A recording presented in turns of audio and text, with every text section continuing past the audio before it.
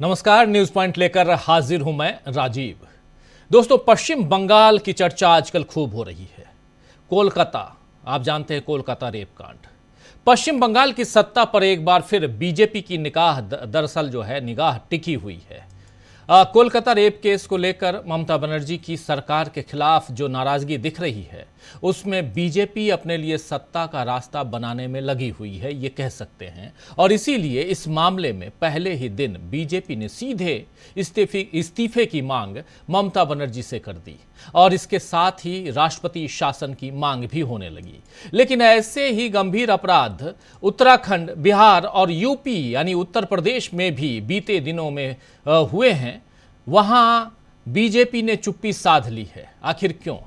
तब उसे न बेटियों की सुरक्षा की चिंता हो रही है और न ही कानून व्यवस्था में कोई खामी दिख रही है। बीजेपी का ये दोहरा चरित्र अब जनता को भी समझ आने लगा है और इसीलिए मोदी से बार बार सवाल होते हैं कि मणिपुर से लेकर हाथरस, उन्नाव और कठुआ की आपराधिक घटनाओं के बारे में मोदी जी का क्या कहना है। उन बेटियों के लिए बीजेपी ऐसी आंदोलित क्यों नहीं हुई जैसा अब होने का दिखावा कर रही है। असल में बीजेपी समाज में नफरत और बांटने के आधार पर ही राज करना जानती है और यही बीजेपी की राजनीति का आधार है। आप जानते हैं, बेस है नफरत और उसमें भी समाज को बांटकर राजनीति करना। लेकिन राहुल गांधी बीजेपी की इस प्रवृत्ति से पहले से जनता को सावधान करते आ रहे हैं। याद कीजिए कि उन्होंने कहा था कि पूरे हिंदुस्तान में केरोसिन छिड़क दिया गया है, बस एक चिंगारी भड़काने की देर है। और अब देश में कहीं ना कहीं ऐसी चिंगारी भड़काई भी जा रही है। उसके नमूने आप लोग देख रहे हैं, लगातार ऐसे विजुअल से आप समझ रहे हैं कि क्या कुछ चल रहा है। हालांकि राहुल गांधी ने यह भी कहा था कि वो नफरत के बाजार में मोहब्बत की दुकान खोल रहे हैं और इसीलिए इन चिंगारियों से देश को वैसा नुकसान नहीं हो पा रहा है जैसा हो सकता था। राहुल की मोहब्बत की दुकान में अब एक टैक्सी ड्राइवर और उनके परिवार का प्रवेश हो गया है, एंट्री हो गई है। दरअसल राहुल गांधी ने पिछले दिनों अपने लिए एक कैब बुक की, उबर कैब बुक की। आप लोग भी आजकल कैब बुक करते होंगे। पहले हम लोग टैक्सी बुक करते थे, अब कैब बुक करते हैं। तो राहुल गांधी ने भी कैब बुक की। उनका मकसद था कि इसी बहाने टैक्सी ड्राइवर्स की जिंदगियों और उनकी समस्याओं को करीब से समझा जाए। इस वीडियो को देखिए, फिर चर्चा को आगे बढ़ाते हैं। ये वीडियो हालांकि लगभग 12 मिनट का है, लेकिन 12 मिनट नहीं दिखाऊंगा, 2-3 मिनट आपका लूंगा, लेकिन बहुत महत्वपूर्ण है। राहुल गांधी के पास टैक्सी नहीं बल्कि अपनी कार है, ड्राइवर है, सब कुछ है। राहुल गांधी खुद भी ड्राइव करते हैं। चाहते तो वो अपनी कार से निकल जाते, लेकिन उन्होंने उबर बुक करवाया।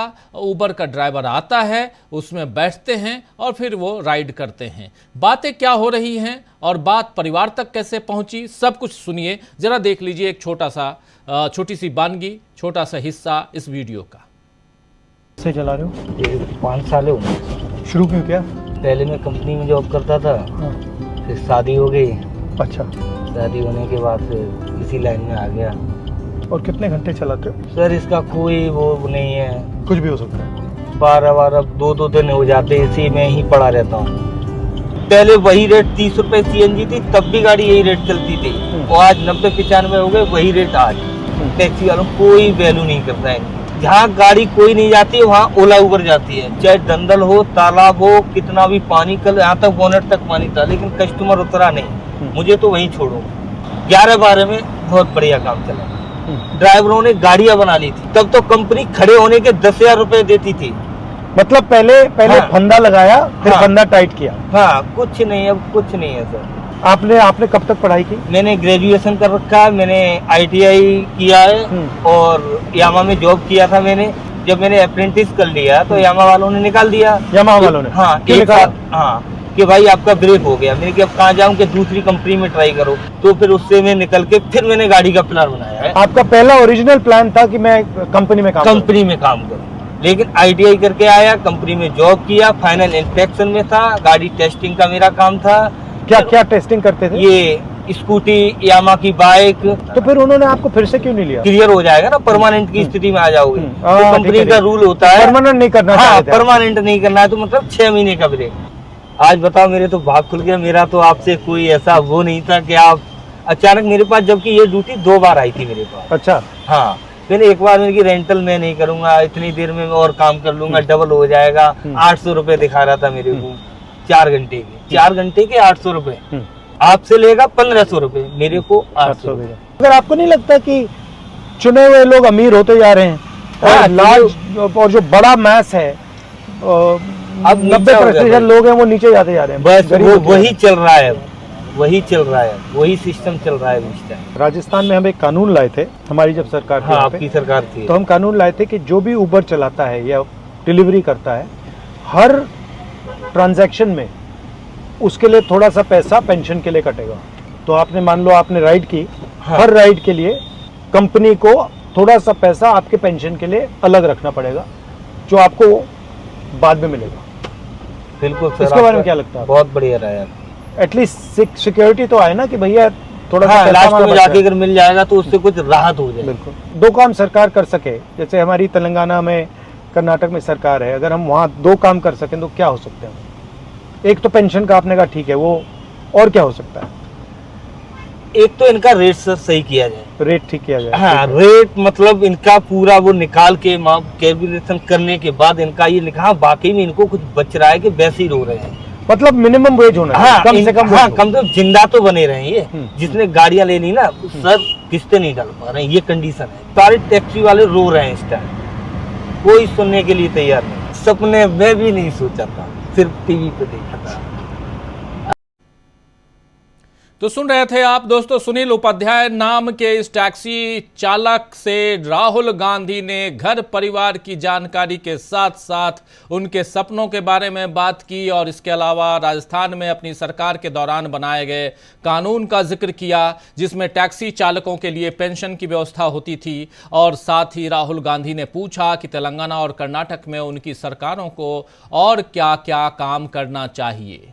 एक आम आदमी से सत्ता में बैठे लोग इस तरह से विमर्श करके नीतियां और कानून बनाएं तो असल में जनतंत्र या प्रजातंत्र कायम होता है। ये बात आज राहुल गांधी ने एक सिरे से समझा दी है, जबकि बीजेपी का तरीका ठीक इससे उल्टा रहा है।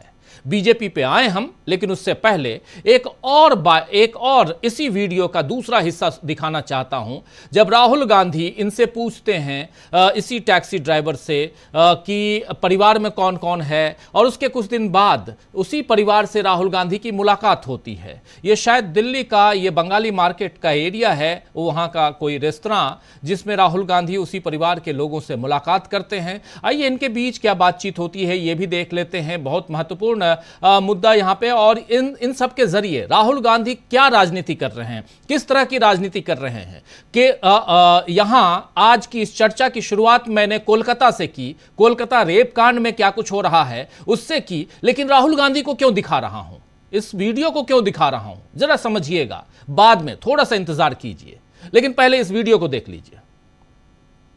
आपके पति के साथ हम गए उबर में, तो ये बता रहे थे आपके बारे में, तो मैंने कहा कि आपसे भी मिलते हैं। अच्छा, क्या लेंगे खाने के लिए? 2-3 चीज़ ले आओ, छोले भटूरे ले आइए, पापड़ी चाट ले आइए, आलू की टिक्की ले आइए। मिर्ची तो खाती हो ना? नहीं? आगरा पेपर दिया था टेट का, लेकिन वो लीक हो गया, उसके बाद में कोई वैकेंसी नहीं आई। हाँ, इन्होंने बताया लीक होने के बाद पूरा, तो उसमें आपका पूरा पैसा ज़ाया हो गया, खत्म हो गया। हाँ, तो आप क्या सोचते हैं ये इनकी जो ड्राइवरी हो रही है इसके बारे में? ये आपको लगता है ये परमानेंट नहीं है, मतलब ये टेम्परेरी नहीं है, करता है? परमानेंट है, लेकिन डेवलपमेंट इतना कहाँ है भैया? मतलब वही के वही है? उतना ही है, मतलब खा लिया, उसके बाद में अगर बच्चे का फ्यूचर नहीं बना तो दिल्ली रहने का क्या मतलब है? इससे अच्छा तो घर था। कल से परेशान, सुबह जल्दी उठ के बोली केशव से मिलने जाना है, जल्दी रेडी हो जाओ तुरंत। सुबह हमने अभी बोल रही है, फिर नहीं बोलेगी इतना। न्यूज़ पे देखती है? हाँ, न्यूज पे देखते अब तो बिल्कुल शर्मा रही हो।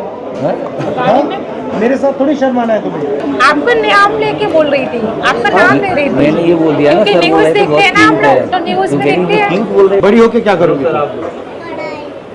पढ़ाई बड़ी होके पढ़ाई थोड़ी करोगी, पढ़ाई तो छोटी होगी तब करने के करोगी। बाद क्या बनना है आपको? बनना पढ़ाई क्या करने है? के बाद क्या होगा?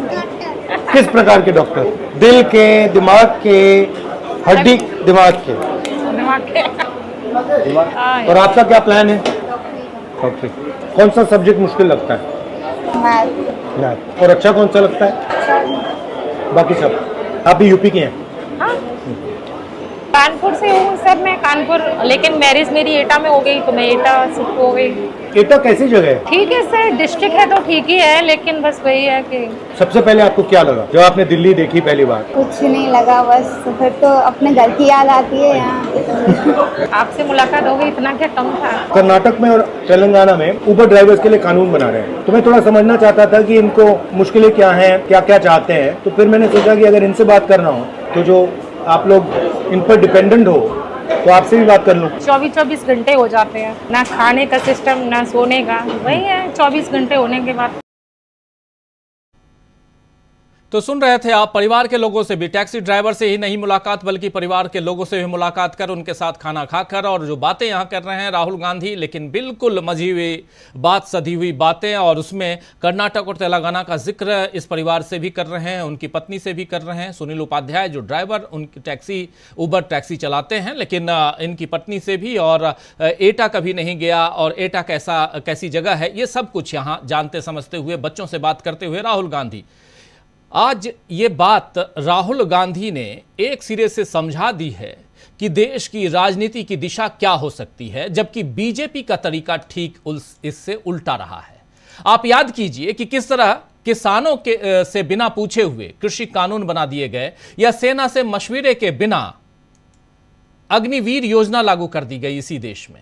अगर कहा जाए कि नरेंद्र मोदी सरकार नहीं चला रहे हैं बल्कि कुछ लोगों के फायदे के लिए सत्ता का दुरुपयोग कर रहे हैं, तो गलत नहीं होगा। रेल, बिजली, एयरपोर्ट, संचार, हर चीज निजी हाथों में जा रही है। और अब कहा जा रहा है कि जवाहरलाल नेहरू यूनिवर्सिटी यानी जेएनयू को अपनी जमीन बेचने के लिए मजबूर कर दिया गया है, ताकि दिल्ली की प्राइम लोकेशन की सरकारी जमीन भी औने पौने दाम में निजी हाथों में चली जाए। ये सब कुछ है। बीजेपी यही खेल शायद प्राकृतिक संपदा के धनी राज्य झारखंड में भी खेल रही है। आपने और हम लोगों ने कई बार चर्चा इसी मन से की है कि 3 स्टेट बहुत ही महत्वपूर्ण और मिनरल रिच हैं, प्राकृतिक संपदा से धनी हैं, जिनमें एक है ओडिशा, एक है छत्तीसगढ़ और एक है झारखंड। ओडिशा और छत्तीसगढ़ में आज की तारीख में बीजेपी की सरकार है। क्या अब झारखंड में भी बीजेपी वही खेल खेल रही है ताकि उसकी सत्ता वहां काबिज हो जाए, सत्ता कायम हो जाए?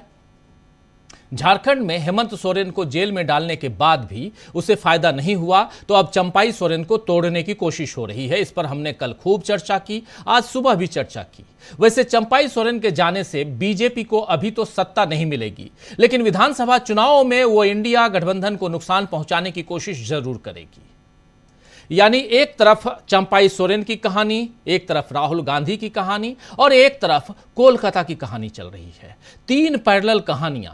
इन तीनों कहानियों में 2 पैरेलल चीजें चल रही हैं। एक तरफ नफरत और बंटवारे की राजनीति, और इस खेल को रोकने की कोशिश करते हुए राहुल गांधी नजर आते हैं। इसीलिए यहां राहुल गांधी के इस बयान को, इस बाइट को, इस वीडियो को आप तक पहुंचाने की कोशिश हम कर रहे थे। और दूसरी तरफ जो कोलकाता में चल रहा है उसके क्या मायने हैं, और जो झारखंड में चल रहा है उसके क्या मायने हैं। आइए इन तमाम सवालों का जवाब ढूंढने की कोशिश करते हैं। आज रक्षाबंधन का त्यौहार है, भाई बहन का त्यौहार, रक्षा का त्यौहार। और ये त्यौहार सिर्फ भाई बहन का ही नहीं बल्कि एक दूसरे की रक्षा की कस्में खाने का त्यौहार है, प्रेम और सद्भाव का त्यौहार है।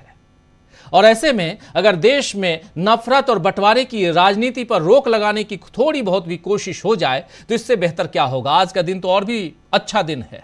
चलिए इस अच्छे दिन पर कुछ अच्छी बातें करते हैं, और ये अच्छी बातें करने के लिए हमारे साथ कुछ अच्छे हमारे साथी मौजूद हैं। आइए उन सबसे पहले आपका परिचय करवाता हूं और फिर आगे बढ़ते हैं। जरा स्क्रीन पर ले आइए हमारे तमाम साथियों को और फिर आप तक आते हैं। देखिए इस वक्त हमारे साथ 4 वरिष्ठ साथी जुड़े हुए हैं। प्रशांत टंडन जी हैं, प्रोफेसर रविकांत जी हैं, अमलेंदु उपाध्याय जी हैं, और हमारे साथी संजय कुमार सिंह साहब हैं। आप चारों का स्वागत इस्तकबाल है। स्वागत इस्तकबाल आप तमाम दोस्त साथी शुभचिंतक आप सबका जो अब तक जुड़ चुके हैं, जो जुड़ने वाले हैं इस कार्यक्रम में। सीधे आना चाहता हूं अमलेंदु उपाध्याय जी।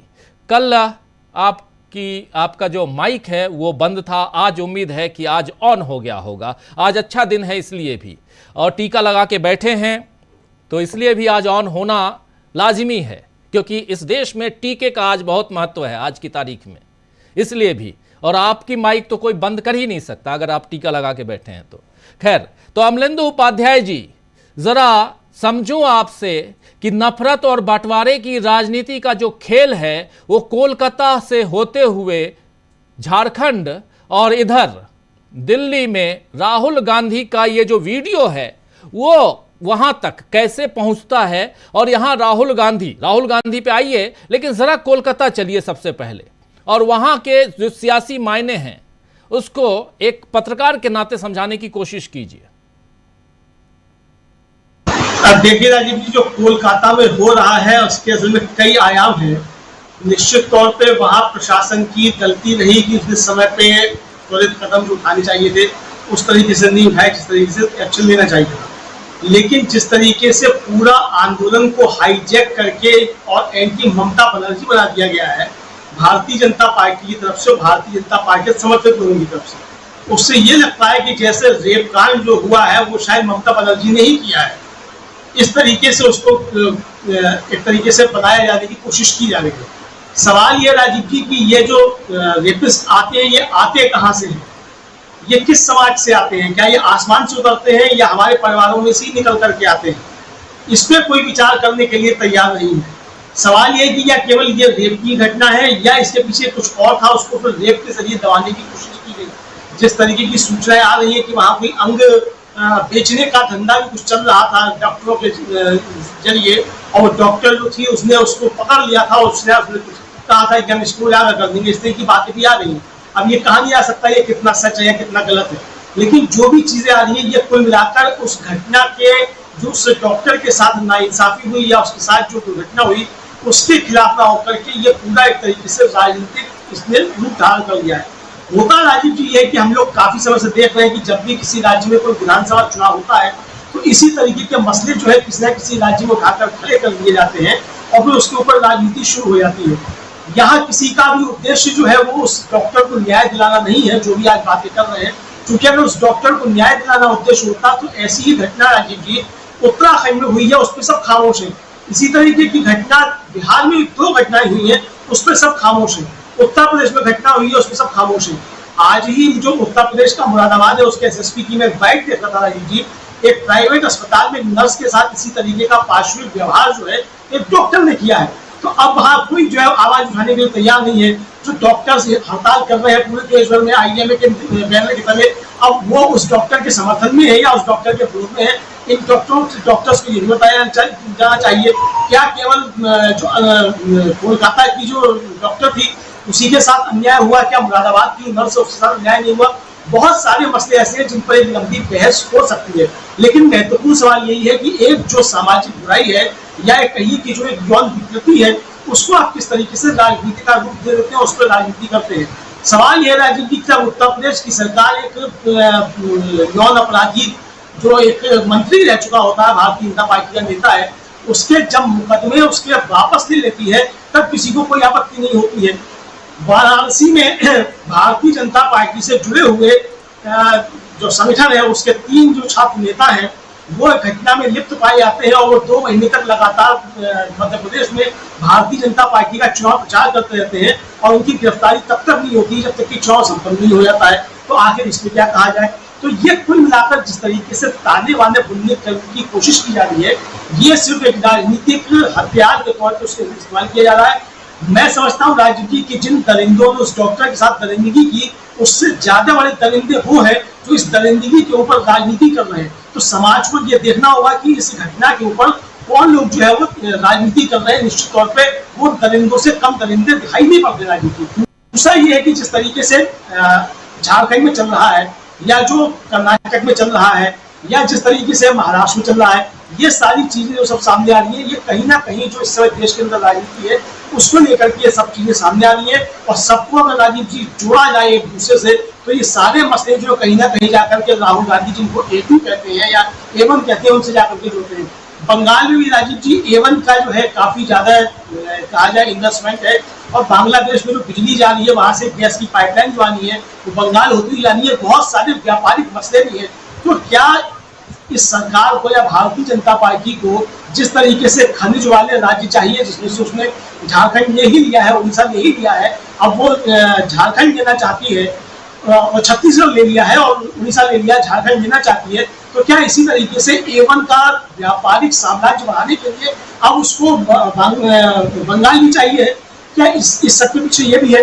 इसी तरीके से राजीव जी हमने देखा कि जो मणिपुर जल रहा है इतने लंबे समय से, उस मणिपुर के पीछे भी A1 और एक बाबा जो है उसका साम्राज्य, उसको लेकर के बातें आ रही है जी। अभी थोड़े दिनों पहले, लगभग मैं समझता हूँ राजीव जी 2 साल पहले एक खबर छपी कि पूर्वोत्तर के राज्यों में पाम ऑयल की इंडस्ट्री मतलब लगाया जाएगा, उसका प्लांटेशन किया जाएगा, और चूंकि जो बाहर से पाम ऑयल आता है वो महंगा पड़ता है, तो यहाँ उसके लिए काम किया जाएगा। तो अब ये भी आरोप लग रहे हैं कि मणिपुर में जो कुछ हो रहा है तो वो A1 और उस बाबा के लिए जमीनें उपलब्ध कराने के लिए, ताकि वहाँ पाम ऑयल की उपज हो सके, खेती हो सके, उसके लिए वहां उसको अशांत किया जा रहा है। तो राजीव जी बहुत सारे मसले ऐसे जो ऊपर से हमको देखने में लगते हैं, जो राहुल गांधी कह रहे हैं केरोसिन छिड़क दिया गया है, लेकिन उसके पीछे असली मकसद जो होता है वो खास बड़े पूंजीपतियों के लिए उनका व्यापार सुलभ कराने के लिए रास्ता तैयार करना होता है। और यही राजीव जी कुल मिलाकर जो अगर देखा जाए तो राज्यों के अंदर जो राजनीति चल रही है उसके पीछे भी यही नजर आता है।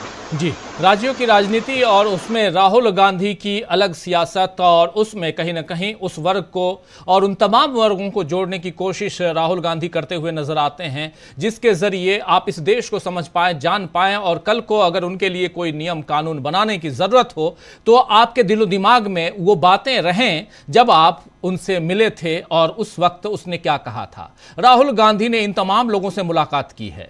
अभी उबर के एक ड्राइवर से मुलाकात की, वो वीडियो आपने देखा, और उसके परिवार से भी राहुल गांधी ने मुलाकात की। राहुल गांधी ने किसानों से मुलाकात की, राहुल गांधी ने दिहाड़ी मजदूरों से मुलाकात की, राहुल गांधी ने मुलाकात की कूलियों से, राहुल गांधी ने ट्रक ड्राइवर से मुलाकात की, बाइक मैकेनिक से मुलाकात की। किन किन से राहुल गांधी ने मुलाकात नहीं की, अब ये खोजना पड़ता है कि हाँ इसमें अभी और कौन कौन से बचे हुए हैं। लेकिन महत्वपूर्ण बात है कि इन लोगों से राहुल गांधी मिलकर करना क्या चाहते हैं, और क्या देश में जो कुछ हो रहा है, चाहे कोलकाता की घटना हो, चाहे रुद्रपुर की घटना हो, चाहे कठुआ और हाथरस की घटना हो, उन्नाव की घटना हो, या मणिपुर की घटना हो, इन घटनाओं के बीच में राहुल गांधी की यह राजनीति क्या कहती है, कितना चैलेंज करती है राहुल गांधी की राजनीति। देश की सत्ता पर आसीन एनडीए की सरकार है, लेकिन नरेंद्र मोदी हैं, चेहरा वही है, उनको कितना चैलेंज करते हैं राहुल गांधी, ये सब कुछ समझना होगा। आइए जरा आना चाहता हूं प्रोफेसर रविकांत जी, कैसे देखा जाए। प्रोफेसर रविकांत जी के साथ साथ जुड़ गए हमारे साथी सुनील शुक्ला जी। सुनील जी, आपका स्वागत करता हूं इस कार्यक्रम में। सीधे रविकांत जी, आपने पूछा कि राहुल गांधी की राजनीति क्या कर रही है और वो कैसे प्रभावित कर रही है।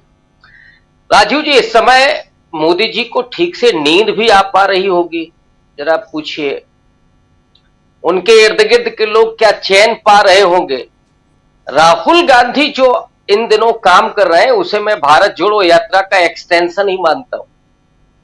लगातार लोगों के पास जाना, उनकी समस्याओं को सुनना, समझना, इसके जरिए लगातार राहुल गांधी देश से कनेक्ट कर रहे हैं।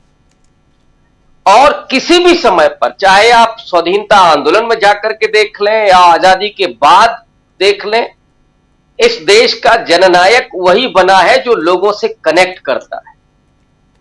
वो दौर अब खत्म हो गया है कि सोशल मीडिया के जरिए जो ट्विटर पर और व्हाट्सएप पर जो फेक न्यूज चलाई गई थी, जिसमें 3D इमेज और गोदी मीडिया के जरिए जो खेल हुआ था, वो उस खेल का पर्दाफाश हो चुका है।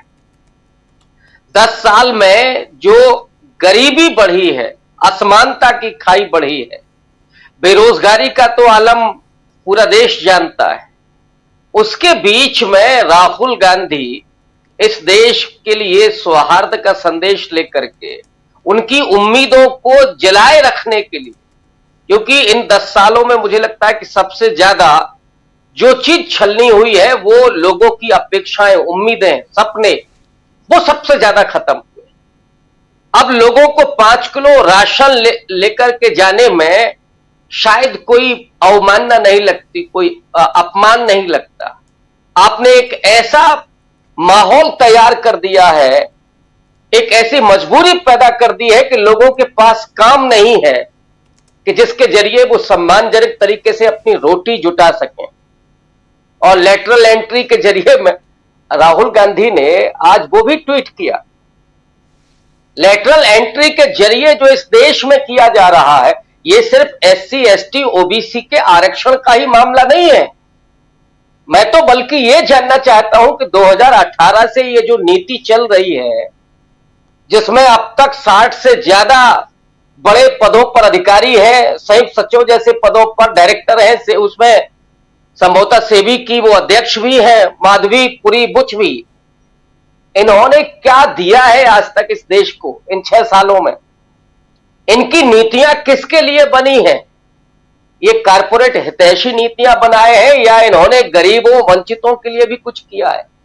अगर इनकी नीतियां गरीबों और वंचितों के हित में होती तो किसान इस तरह से बदहाल नहीं होता, दलितों, पिछड़ों और आदिवासियों के ये हालात नहीं होते कि 81 करोड़ लोग 5 किलो राशन की लाइन में लगे हुए हैं और बेरोजगार लोग परेशान हैं पेपर लीक से। 30 लाख नौकरियां आप छिपा करके रखे, 45 लेटरल एंट्री से भरना चाहते हैं।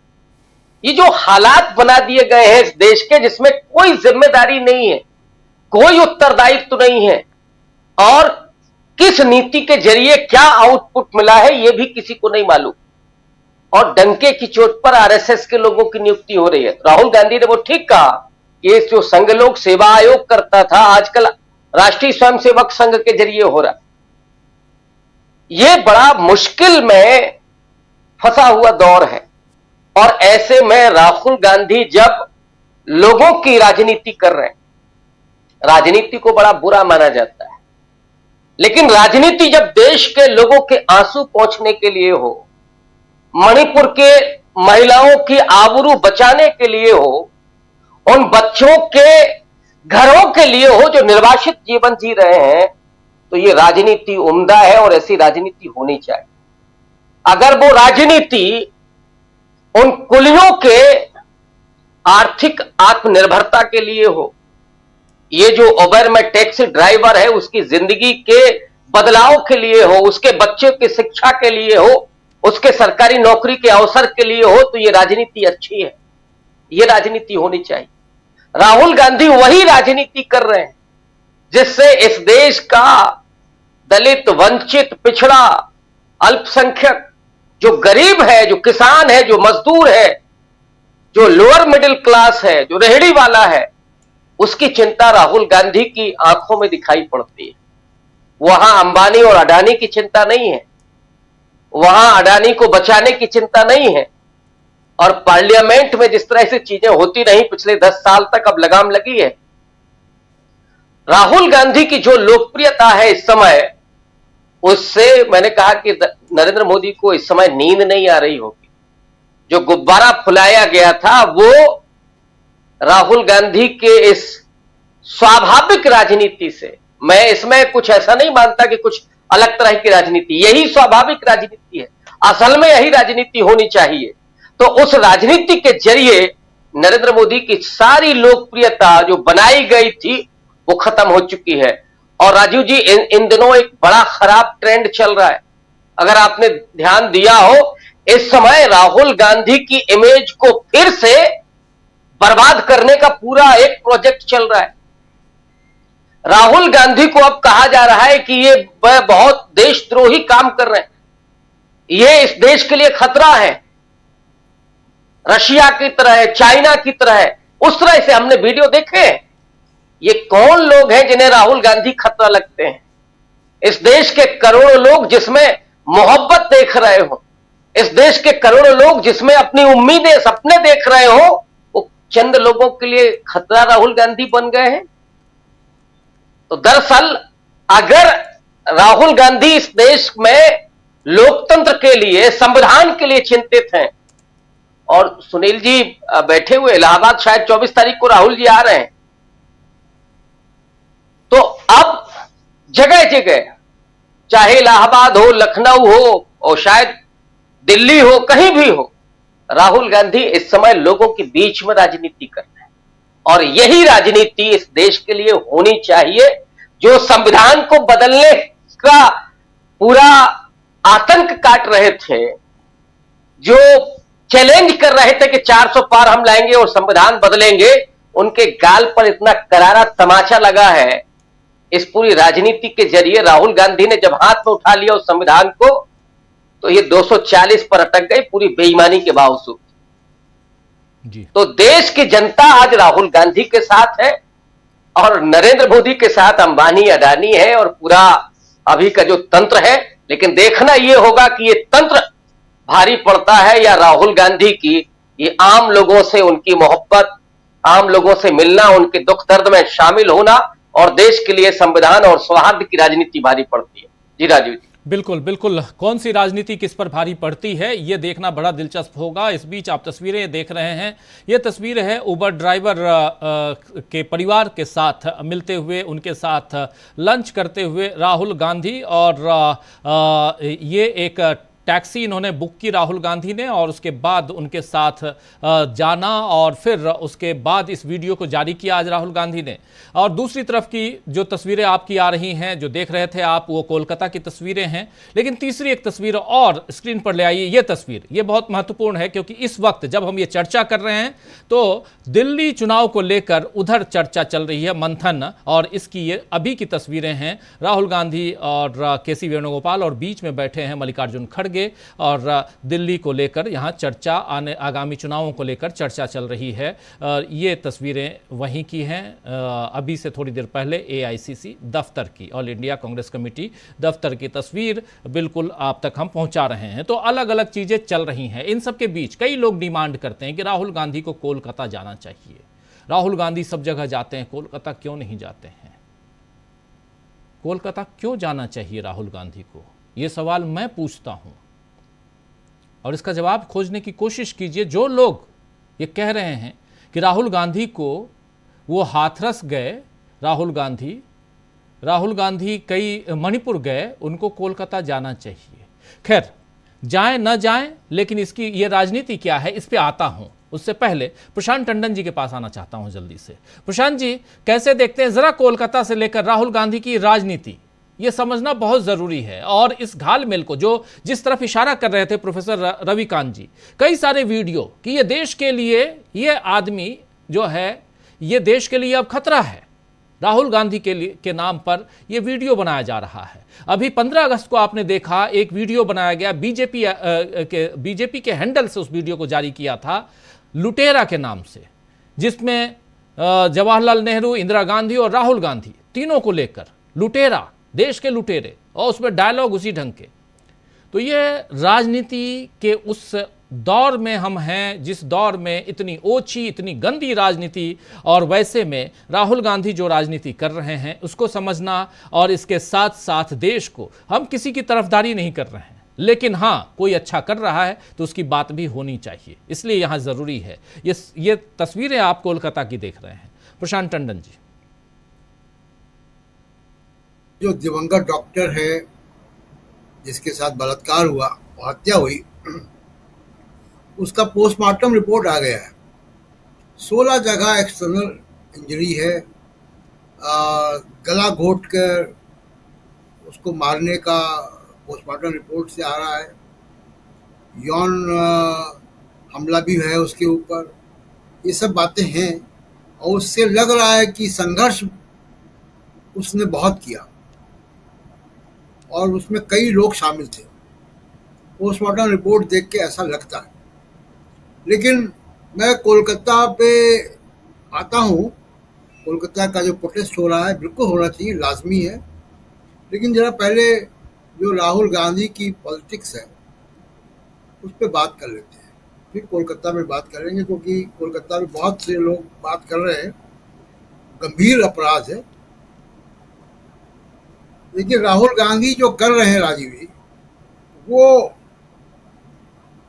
मामला ये है कि 2 तरीके की बड़ी स्पष्ट राजनीतिक धाराएं दिखाई दे रही हैं।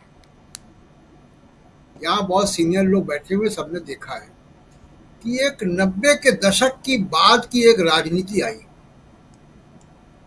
जिसमें बुलेट प्रूफ गाड़ियां आ गई, जिसमें सिक्योरिटी आ गई, जिसमें नेता डिस्कनेक्ट हो गया। उसके बाद एक दूसरा जो एडवांस वर्जन लेकर आए, वो नरेंद्र मोदी लेकर आए, जिसमें किसी भी प्रकार का अनैतिक काम राजनीति का हिस्सा है, किसी भी प्रकार का झूठ राजनीति का हिस्सा है, किसी का भी कैरेक्टर असैसिनेशन राजनीति का हिस्सा है, जांच एजेंसियों का दुरुपयोग राजनीति का हिस्सा है, मीडिया का दुरुपयोग, मीडिया को खरीदना राजनीति का हिस्सा है। और ये जो कहावत एक कही जाती है वो आम जिंदगी में तो बिल्कुल भी नहीं होनी चाहिए कि everything is fair in love and war, कि मोहब्बत में और युद्ध में सब जायज़ है। ये सब जायज़ नहीं होता। युद्ध में भी बहुत नाजायज चीजें होती हैं और संबंधों में भी नाजायज और जायज चीजें होती हैं। राजनीति का ये जो रूप है, जिसका अभी लेटेस्ट वर्जन आप देख रहे हैं चंपई सोरेन में, जिसके अंदर नैतिकता खत्म हो चुकी है। अभी कुछ ही महीने पहले मुंबई के इंडिया गठबंधन की मीटिंग में हम देख रहे थे कल्पना सोरेन राष्ट्रीय स्तर के नेताओं के बीच इंडिया गठबंधन के लाखों लोगों के सामने ये कह रही थी चंपई चाचा यहाँ बैठे हैं। और अब चंपई चाचा किसी भी कारण से बीजेपी में जाने को तैयार भी बैठे हुए हैं। एकनाथ शिंदे की राजनीति हमने देखी, अजीत पवार की देखी, और इस तरीके की राजनीति हम लगातार देख रहे हैं। ये एक धारा है राजनीति की। और दूसरी एक धारा है जो राहुल गांधी लाना चाह रहे हैं, जिसकी तरफ वो लगातार काम कर रहे हैं, जो नैतिकता वाली राजनीति है, जिसमें उसूलों की बात है, जिसमें शराफत है, जिसमें लोगों से कनेक्ट है। आज आप देखिए कि वो जब जिस गाड़ी में जा रहे हैं टैक्सी में, उस तरीके की टैक्सी में हम आप भी चलते हैं, ओला उबर की टैक्सियों में। वो एक ऐसी टैक्सी है जो बुलेट प्रूफ भी नहीं है, जाहिर सी बात है, शीशा भी उसका खुला हुआ है, वो हाथ बाहर रख के बैठे हुए हैं। तो जो ये जो राजनीति है, मैं तो कहूँगा कि कांग्रेस के और दूसरे नेताओं को भी जरा अब एसयूवी छोड़ देना चाहिए। एसयूवी छोड़ के आप भी ऐसी गाड़ियों में, पब्लिक ट्रांसपोर्ट में जाएं, बैठें, कनेक्ट करें लोगों से। तो ये जो दूसरा राजनीतिक पहलू है, ये नई राजनीति है, नई क्या रिवाइव कर रहे हैं उस राजनीति को, और ये एक लंबे दौर की राजनीति है जी। और इसको एक्सेप्टेंस धीमे धीमे मिलता जा रहा है। इसकी एक्सेप्टेंस का, इसकी स्वीकार्यता का दायरा बढ़ता जा रहा है, लोगों को ये पसंद आ रहा है। आप देखिए किसान बिल पास हो गए, पूछा नहीं गया किसानों से। अभी सरकार ने ब्रॉडकास्टिंग सर्विसेज बिल वापस ले लिया। हम लोगों से बात नहीं की थी, पत्रकारों से, हम ही लोगों के बारे में था, लेकिन अब वापस ले लिया दबाव में। और एक राहुल गांधी है जो एक टैक्सी के ड्राइवर से पूछ रहे हैं कि कर्नाटक और तेलंगाना में हमारी सरकारें हैं, वहाँ की सरकारों को क्या करना चाहिए मुझे बताओ। ये जो संवाद है, लोकतंत्र बिना संवाद के नहीं चलता है, बिना संवाद के डिक्टेटरशिप चलती है। राहुल गांधी की ये जो राजनीति है, इसको स्वीकार्यता बढ़ रही है और धीमे धीमे ये नरेंद्र मोदी की जो राजनीति है उसको नीचे से खत्म कर रही है। और नरेंद्र मोदी ये कभी भी नहीं कर पाएंगे। अब जो नरेंद्र मोदी के पीछे जो ताकत है, उनको ही मालूम है कि लगातार 5 साल हो सकता है कि न चल पाए सरकार, तो बहुत जल्दी में वो सब चीजें कराना चाहते हैं। लेटरल एंट्री उसी का एक सबूत है कि ब्यूरोक्रेसी, अब कॉर्पोरेट जो है वो ब्यूरोक्रेसी में लॉबिंग नहीं करना चाहता कि फिक्की से, सीआईआई से या और थिंक टैंक से लॉबिंग करे। वो चाहता है कि सीधे ब्यूरोक्रेसी में घुसे। तो ये लेटरल एंट्री हो रही जिसमें आरक्षण नहीं है। तो 2-3 चीजें कॉर्पोरेट इनसे चाहता है। आरक्षण खत्म करवाना चाहता है, संविधान से नहीं कर सकते, संविधान बदल के संभव नहीं है, तो इस तरीके से करेंगे। और अब देखिएगा कि सरकारी उपक्रमों की खरीद बेच भी शुरू होगी तेजी से, क्योंकि समय कम है कॉर्पोरेट के पास। उसको मालूम है कि इसके बाद जो सरकारें आएंगी वो उनको उस तरीके का फेवर नहीं दे पाएंगे जैसा मोदी जी के जरिए मिल रहा है। अब बात करते हैं कोलकाता की।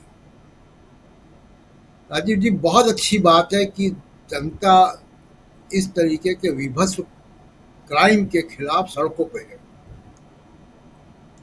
सरकारों की, पुलिस की, लॉ एनफोर्सिंग एजेंसीज की, समाज की जवाबदेही बनती है इससे। ये शुभ संकेत है। लेकिन अच्छा होता कि अगर जनता ऐसे ही मणिपुर में भी सामने आती, जहां पे 2 महिलाओं को निर्वस्त्र करके घुमाया गया, उनका वीडियो बनाया गया, रेप हुआ उनके साथ, पुलिस ने हैंड ओवर किया भीड़ को। वो मुख्यमंत्री अभी बने हुए हैं, 1.5 साल हो गया है, अभी भी अशांत है मणिपुर, अभी भी वहां पे सामान्य स्थिति नहीं है। ये भीड़, ये लोग वहां भी सामने आते, वो कठुआ में भी सामने आते। कठुआ में तो लोग आरोपी को बचाने के लिए सामने आ गए, तिरंगा झंडा लेके सामने आ गए, बलात्कार के आरोपी को। हाथरस में ये रेप हुआ, और निशंस रेप। किस तरीके से उन्नाव में पीड़िता के परिवार के ऊपर कितने जुर्म ढाए गए। बीएचयू की बात अभी अमरिंदर जी कर रहे थे, बीजेपी आईटी सेल के लोग पकड़े गए। तब ये लोग कहाँ थे? ये जो मध्यम वर्ग की संवेदनाएं हैं, ये बड़ी सेलेक्टिव हैं। ये सेलेक्टिव संवेदना जो है, ये इसका विस्तार होना चाहिए। आप बिल्कुल सड़कों पर आए, इस तरीके के अपराध हो, लेकिन कठुआ के मामले में भी आए। अभी देहरादून में रेप हुआ, बस के अंदर 4 या 5 लोगों ने सामूहिक बलात्कार किया है एक लड़की का, नाबालिग लड़की का। अभी मुरादाबाद में डॉक्टर लोग सड़कों पे हैं, डॉक्टर के ऊपर आरोप है नर्स के साथ बलात्कार करने का। रुद्रपुर की घटना कितनी भयानक है जी, मुजफ्फरपुर की घटना कितनी भयानक है। इन सब मामलों पे भी लोगों को ऐसा ही विरोध करना चाहिए, तब ये स्थिति सुधरेगी। सेलेक्टिव विरोध की केवल गैर बीजेपी सरकारों में अगर कोई अपराध हो जाए तो लोग सड़कों पे आ जाएं, सोशल मीडिया होने लगे, उस पे महिला राजनीतिज्ञों पे ही सवाल। लेकिन सबसे बड़ी बात प्रशांत जी, सबसे बड़ी बात यह है कि कोई भी ये नहीं कह रहा है कि नरेंद्र मोदी वहां जाएं। लोग कह रहे हैं राहुल गांधी क्यों नहीं जा रहे हैं। अरे भाई, राहुल गांधी देश के प्रधानमंत्री थोड़ी हैं। नरेंद्र मोदी क्यों नहीं जा रहे हैं? नरेंद्र मोदी मणिपुर क्यों नहीं गए? नरेंद्र मोदी कठुआ क्यों नहीं गए? नरेंद्र मोदी हाथरस क्यों नहीं गए? नरेंद्र मोदी उन्नाव क्यों नहीं गए? नरेंद्र मोदी अयोध्या क्यों नहीं गए? नरेंद्र मोदी वाराणसी क्यों नहीं गए? ये सवाल तो कोई करता नहीं है।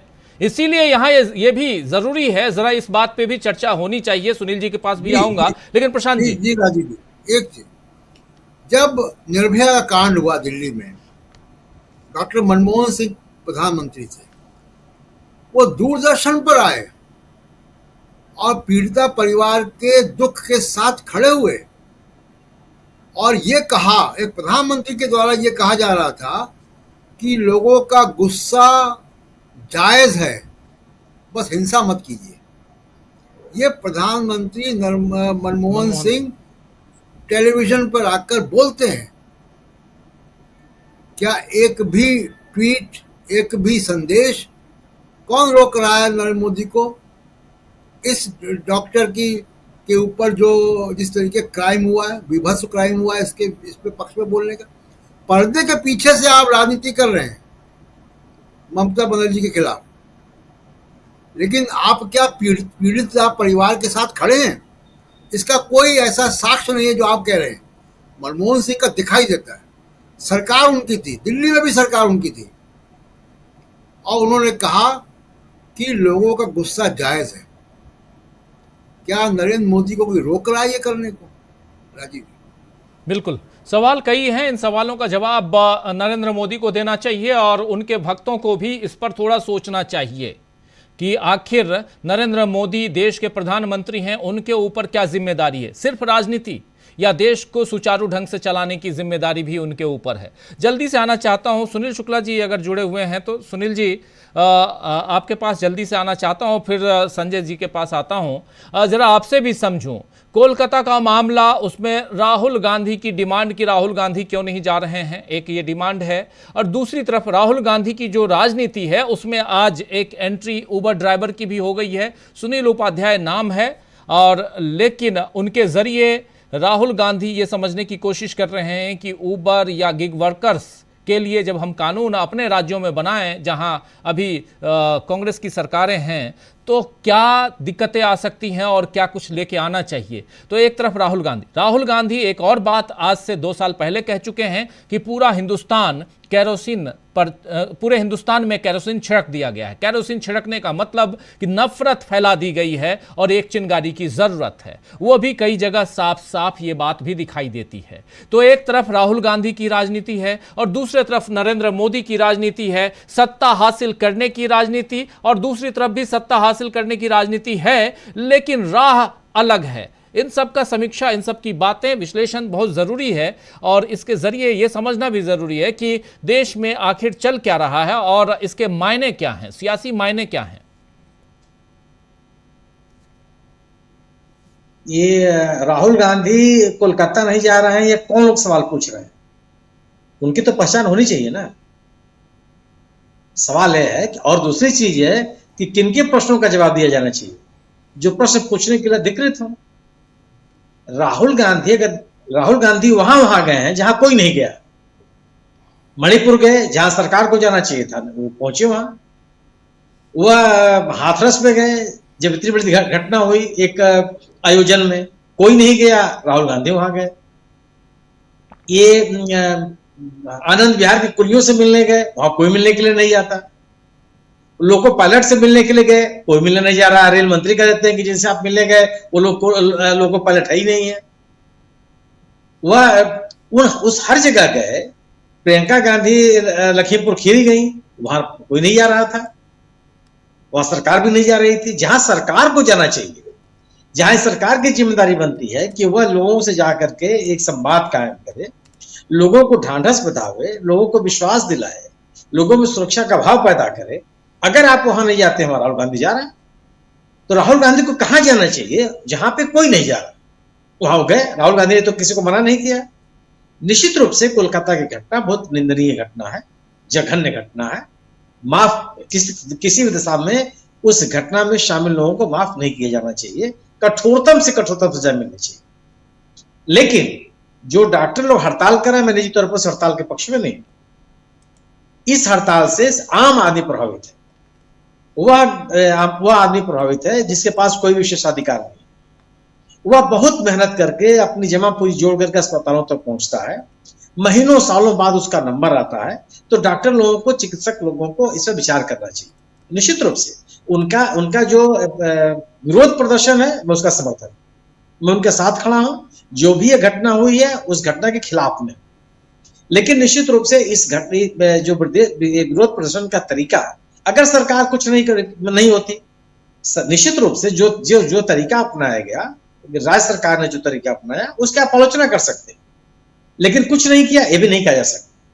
और अगर आप इस तरह का लोक प्रदर्शन आप अपने चिकित्सक साथियों के साथ जो देश के अन्य हिस्सों में हुआ है उसके साथ भी आप खड़े हो जाते हैं। अगर जो जिसकी बात कही गई अमलेंदु जी ने कही, बीएचयू के उस आईटी छात्रा के साथ भी खड़े हो जाते, उतना ही प्रदर्शन होता। तो कम से कम यह माना जाता है कि आपकी संवेदनाएं स्वाभाविक। मैं अभी भी मानता हूं कि जिस तरीके का यह प्रदर्शन है वह स्वाभाविक प्रदर्शन है, स्वाभाविक प्रतिक्रिया। लेकिन इसमें वो सभी लोग ऐसे नहीं है जिनके पे ये प्रतिक्रिया स्वाभाविक। उसमें कई ऐसे लोग हो सकते हैं जो अपनी अपनी राजनीतिक हित साध रहे हैं। इस घटना, कोलकाता की घटना में शामिल किसी व्यक्ति को किसी भी दिशा में बख्शा नहीं जाना चाहिए। लेकिन इस तरह की घटनाओं पर ये लोग कहते रहे कि राजनीति नहीं होनी चाहिए, तो राजनीति वाकई नहीं होनी चाहिए। आज तक हम तो जहां के तहां खड़े हैं, सीबीआई को ये जांच दी गई है, लेकिन मामला वही खड़ा, वही संजय राय पकड़ा गया, उसके अलावा तो कोई अभी तक कोई प्रगति नहीं हुई। अगर आप ये जांच बहुत आगे चली जाती, जांच में वो तथ्य सामने आ जाता है कि किन स्थितियों में वो घटना हुई, कैसे हुई, वो प्रशंसा योग्य है। सीबीआई जांच कर रही है, चलिए अच्छी बात है, लेकिन ये जरूर है कि अगर आप एक राज्य सरकार के ऊपर निशाना साधेंगे कि ये सरकार कुछ नहीं कर रही है, तो ये उचित नहीं। उस घटना के बारे में, एक घटना के आधार पे कोई इस तरह का एक विमर्श बना देना, ये कहीं से उचित तर्क संगत नहीं। इस तरह कितनी घटनाएं हुई हैं जो भारतीय जनता पार्टी शासित राज्यों में हम और आप नहीं कर रहे हैं। अपराध का जो नेशनल रिकॉर्ड है, अभिलेख जो बनता है, उसमें उत्तर प्रदेश महिलाओं के खिलाफ अपराध में सबसे ऊपर। कौन प्रदर्शन कर रहा है, कौन सी शिकायतें आ रही हैं, कौन धरना दे रहा है। धरना देना खराब बात नहीं है, लेकिन अगर कहां धरना देना है, कहां धरना नहीं देना है, अगर इस पर यह तय किया जाएगा तो फिर स्वाभाविक बात नहीं लगती। या जो जिस तरीके के धरने प्रदर्शन हो रहे हैं, इसके खिलाफ नहीं, इसका विरोध नहीं किया जा सकता। लेकिन इसमें जो लोग शामिल हैं, जो इस तरह की बात कर रहे हैं कि राहुल गांधी वहां क्यों नहीं जा रहे, अगर वहां की सरकार कुछ नहीं करती, वहां लोगों के मन, वहां के लोग जो प्रदर्शन कर रहे हैं, उनके खिलाफ दमन हो रहा होता, सिविल सोसाइटी के खिलाफ दमन हो रहा होता, निश्चित रूप से नेताओं को जाना चाहिए। राहुल गांधी अगर वहां जाते तो कोई गुनाह नहीं था, लेकिन अगर नहीं गए हैं तो उसको लेकर सवाल खड़ा करना यह शुद्ध रूप से राजनीतिक सवाल पूछा जाना चाहिए सरकार से कि प्रधानमंत्री जी आज तक मणिपुर क्यों नहीं गए। ये लोग जो लंबे लंबे यात्रा जुलूस निकाल रहे हैं, वो लोग मणिपुर की घटना पर जुलूस, उससे विभत्स घटना तो नहीं हो सकती जिस तरह की दो महिलाओं के साथ विभत्स घटनाएं हुई, हत्या उनकी हो गई। वो जो उनका पति जो सेना का कर्मचारी था, उसने सरेआम कहा कि मैं अपनी पत्नी को नहीं बचा सका। वहां की सरकार भी के ऊपर भी तमाम आरोप लगे, पक्षपातपूर्ण रवैया अख्तियार करने का आरोप लगा। वहां के लोगों ने कहा कि एक वर्ग विशेष के साथ सरकार खड़ी है, मणिपुर की सामान्य जनता के साथ नहीं खड़ी है। इतने के बावजूद भी अगर आप विरोध के लिए नहीं निकले और आप हालांकि इसके बिना पर आपके विरोध खारिज नहीं किया जा सकता, बिल्कुल ठीक है, लेकिन जो सवाल पैदा किया जा रहा है कि राहुल गांधी क्यों नहीं गए, तो राहुल गांधी नहीं गए। लेकिन अगर इंडिया दल समूह की सरकार कुछ नहीं कर रही होती, निश्चित रूप से उसकी आलोचना होती, और आलोचना हो भी रही है। जिस तरीके से इस घटना के शुरुआती समय में जिस तरह से हैंडल किया गया, FIR देर से कराई गई, पीड़ित डॉक्टर के परिजनों के साथ जो व्यवहार किया गया, निश्चित रूप से उसकी निंदा की जानी चाहिए। जो दोषी हो उनको कठोर से कठोर सजा मिलनी चाहिए, लेकिन उसको इस रूप में प्रस्तुत करना कि विपक्ष के लोग इसको लेकर के संवेदनशील नहीं है, ये उचित है। दूसरी चीज जो आपने राहुल गांधी की बात की, राहुल गांधी के साथ समस्या केवल ही भारतीय जनता पार्टी के साथ दिक्कत है कि राहुल गांधी की जो लोकप्रियता बढ़ी है, जन स्वीकृति बढ़ी है, वह भारतीय जनता पार्टी को बेचैन कर रही है। बेचैनी क्यों है कि 2014 से लेकर के सत्ता में आने के बाद से उसके पहले तक राहुल गांधी को अविश्वसनीय बनाने का प्रयास किया, उनको एक अगंभीर नेता के रूप में प्रस्तुत किया गया। बार बार ये कहा जाता रहा कि वह एक जनता के बीच जाने वाले नेता नहीं है, एक अपने कंफर्ट जोन से बाहर निकलने वाले नेता नहीं है। वह राहुल गांधी लोगों के बीच में सर्वाधिक लोकप्रिय है। जिन लोगों को अपनी मांगों की पूर्ति के लिए सरकार के पास जाना चाहिए था, वो लोग राहुल गांधी से मिलने चले जा रहे हैं। लोग राहुल गांधी से मिलने के लिए आतुर हैं, उनके मन में बेचैनी है कि राहुल गांधी से हमारी मुलाकात हो, हम अपनी बात उनसे कह लें। पेरिस के ओलंपिक से जो बच्चे हमारे खिलाड़ी अपना मेडल जीत के आते हैं, वो सरकार से पहले राहुल गांधी या सोनिया गांधी से मिलने लगते हैं। तो यह जो संदेश बनने लगा कि राहुल गांधी की स्वीकृति बढ़ती चली जा रही, और इस जो जन स्वीकृति बढ़ती है या जनता के बीच में जो आपका विजिबिलिटी बनती है, वह आपके प्रतिद्वंदी दल के बीच में सबसे बड़ी चुनौती है कि आखिर इसका काट क्या आपके पास। आप जितने भी तरह के उनके बारे में अफवाह फैला लीजिए, जितने तरह के आप नैरेटिव बना लीजिए, जितने तरह की आप बातें कर लीजिए, अब उसको लोग स्वीकार नहीं करते, अब वो सुनने के लिए तैयार नहीं है। अब यह होता है कि अगर आप राहुल गांधी की के ऊपर जितने हमले करेंगे, राहुल गांधी की जन स्वीकृति उतनी ही बढ़ेगी। राहुल गांधी ने अपने आप को जनता से जोड़ रखा, वह अच्छा, और ये अनायास नहीं है, ये नहीं है कि आपने कोई कहानी पढ़ करके लोगों ने बना लिया। अगर एक नेता, एक जन नेता, जनता का प्रतिनिधि अगर अपने देश के किसी नागरिक के, गरीब सब्जी बेचने वाले के आंसू को देख करके अगर वह उसके प्रति उसकी संवेदनाएं जुड़ जाती हैं, तो कैसे हो सकता है कि लोग आपको स्वीकार नहीं करें?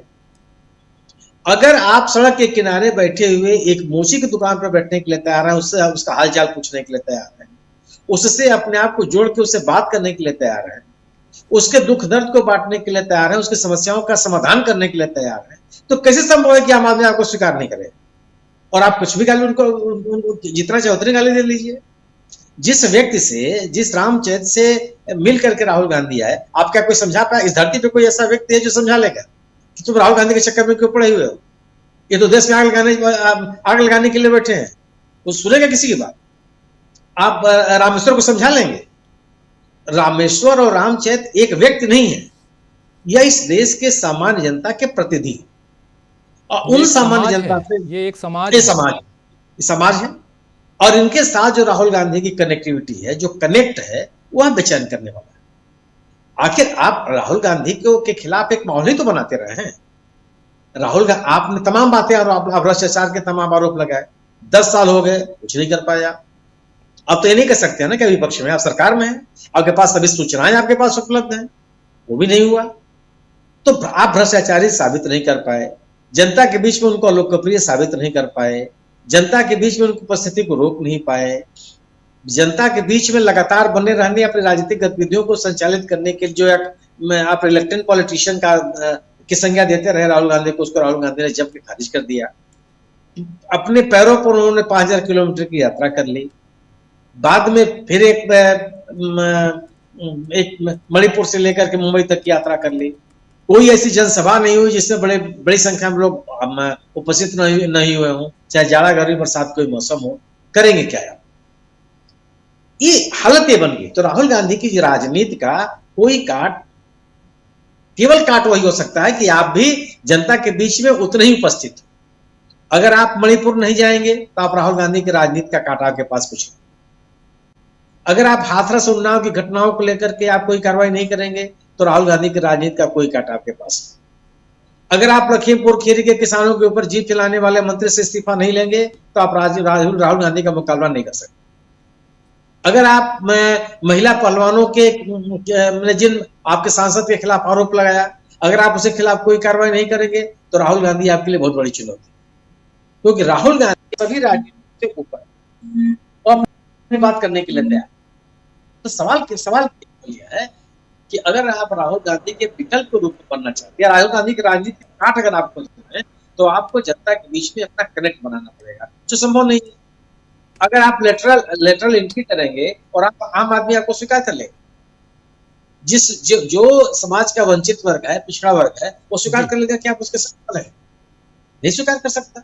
आपकी कार्यशैली इस तरह की नहीं रह गई है कि जिससे जनता आपको अपना प्रतिनिधि माने, वो यह माने कि आप उनके हितों के बारे में चिंतन करें, उनकी बेहतरी के बारे में बात करें।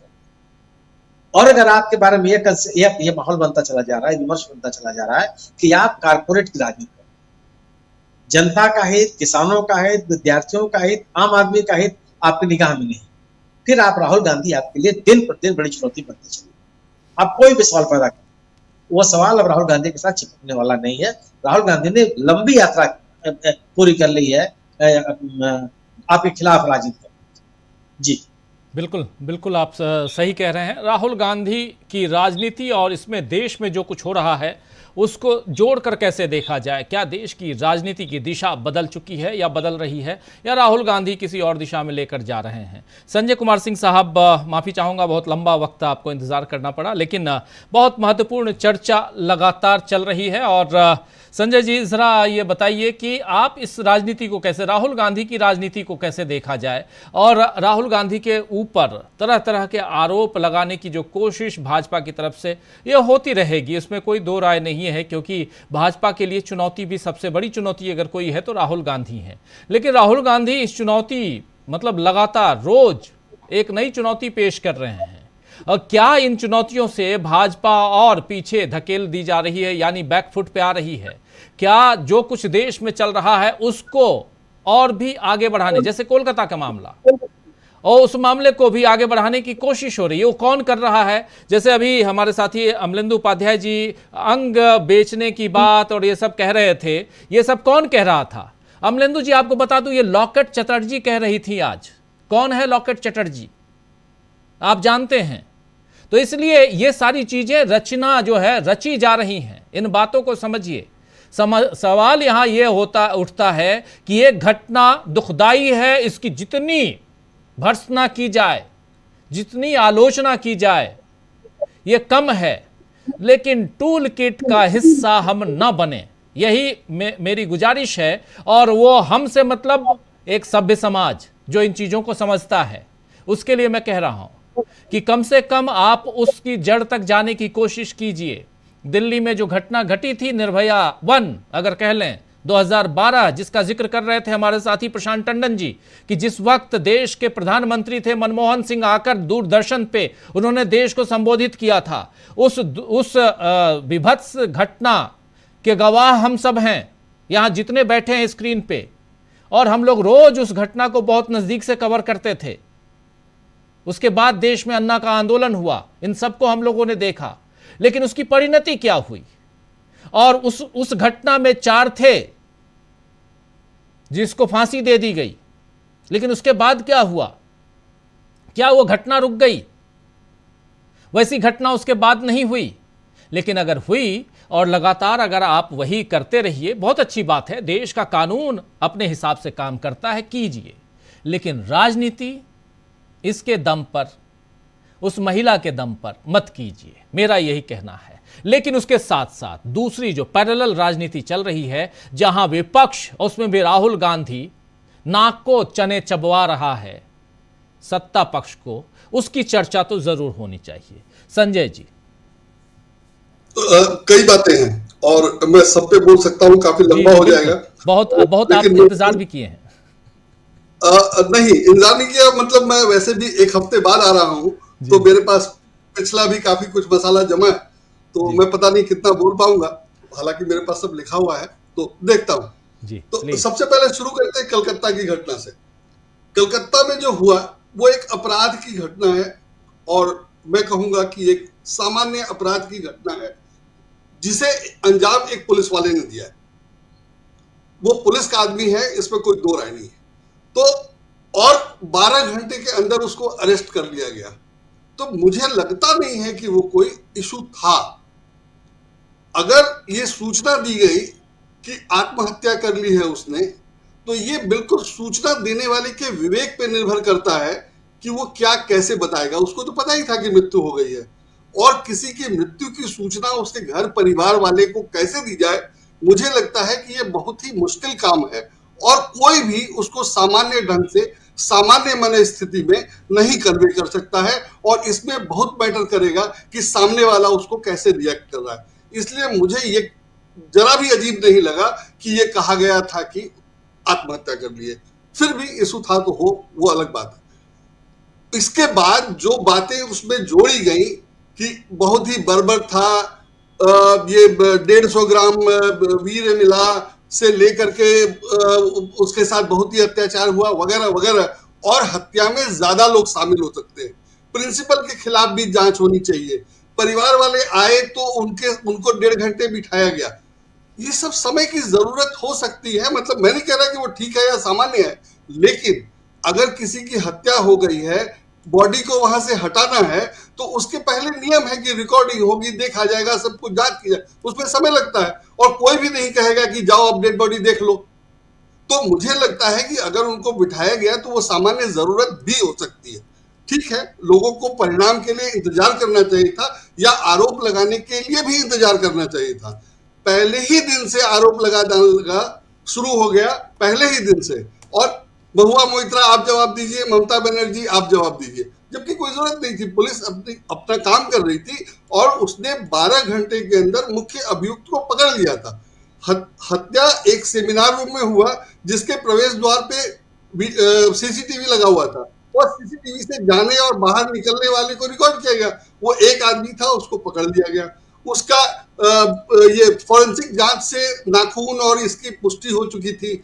ब्लूटूथ मिला था उसका बरामद, जो इसके टेलीफोन से ये था, पेयर्ड था। तो इसके बाद मुझे नहीं लगता है कि पुलिस की जांच में कोई कमी रह गई थी या पुलिस की जांच में कोई ढिलाई थी। होगी, मैं टेक्निकली मैं बहुत डिटेल में नहीं जा रहा, लेकिन जो अखबारों में खबर छपी मुझे लग रहा है कि और मामलों में जो जांच होती है उसके मुकाबले ये जांच बहुत अलग था। आपने भी कहा कि निर्भया के बाद क्या हुआ। निर्भया में 5 आरोपी थे, वही 5 आरोपी अभी देहरादून में हैं। और इस बार ये खास बात है कि वो 5 में से 3 सरकारी कर्मचारी हैं और अभी तक किसी ने कोई आवाज नहीं उठाई है। लेकिन कलकत्ता में ऐसा नहीं था।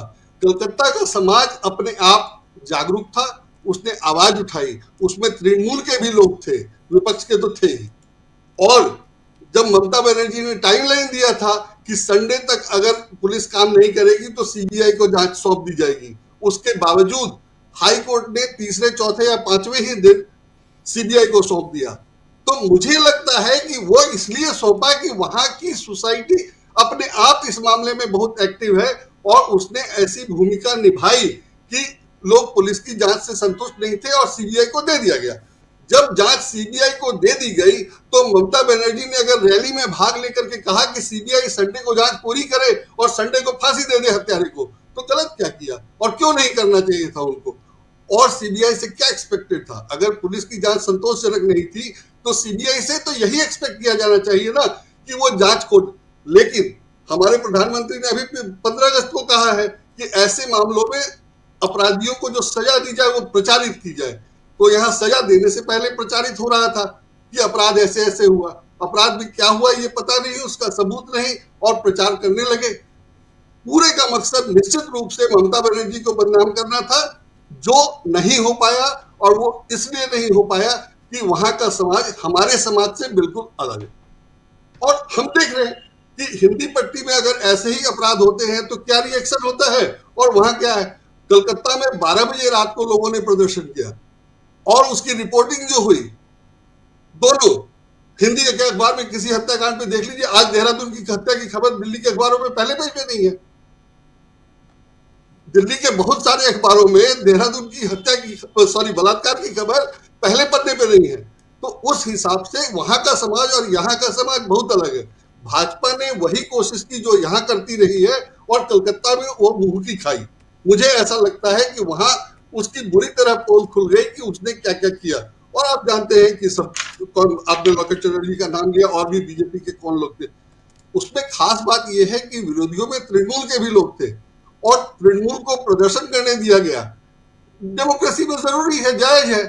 आरोप ये लगाया जा रहा है कि पुलिस को पता नहीं चला। पुलिस को कहाँ पता चलता है, कब पता चलता है? या पिछले 10 साल में तो ये हुआ है कि पुलिस बुलडोजरी चला देती है, लाठी चला देती है, लोगों को गोली चला देती है, या किसानों को जैसे रोका गया।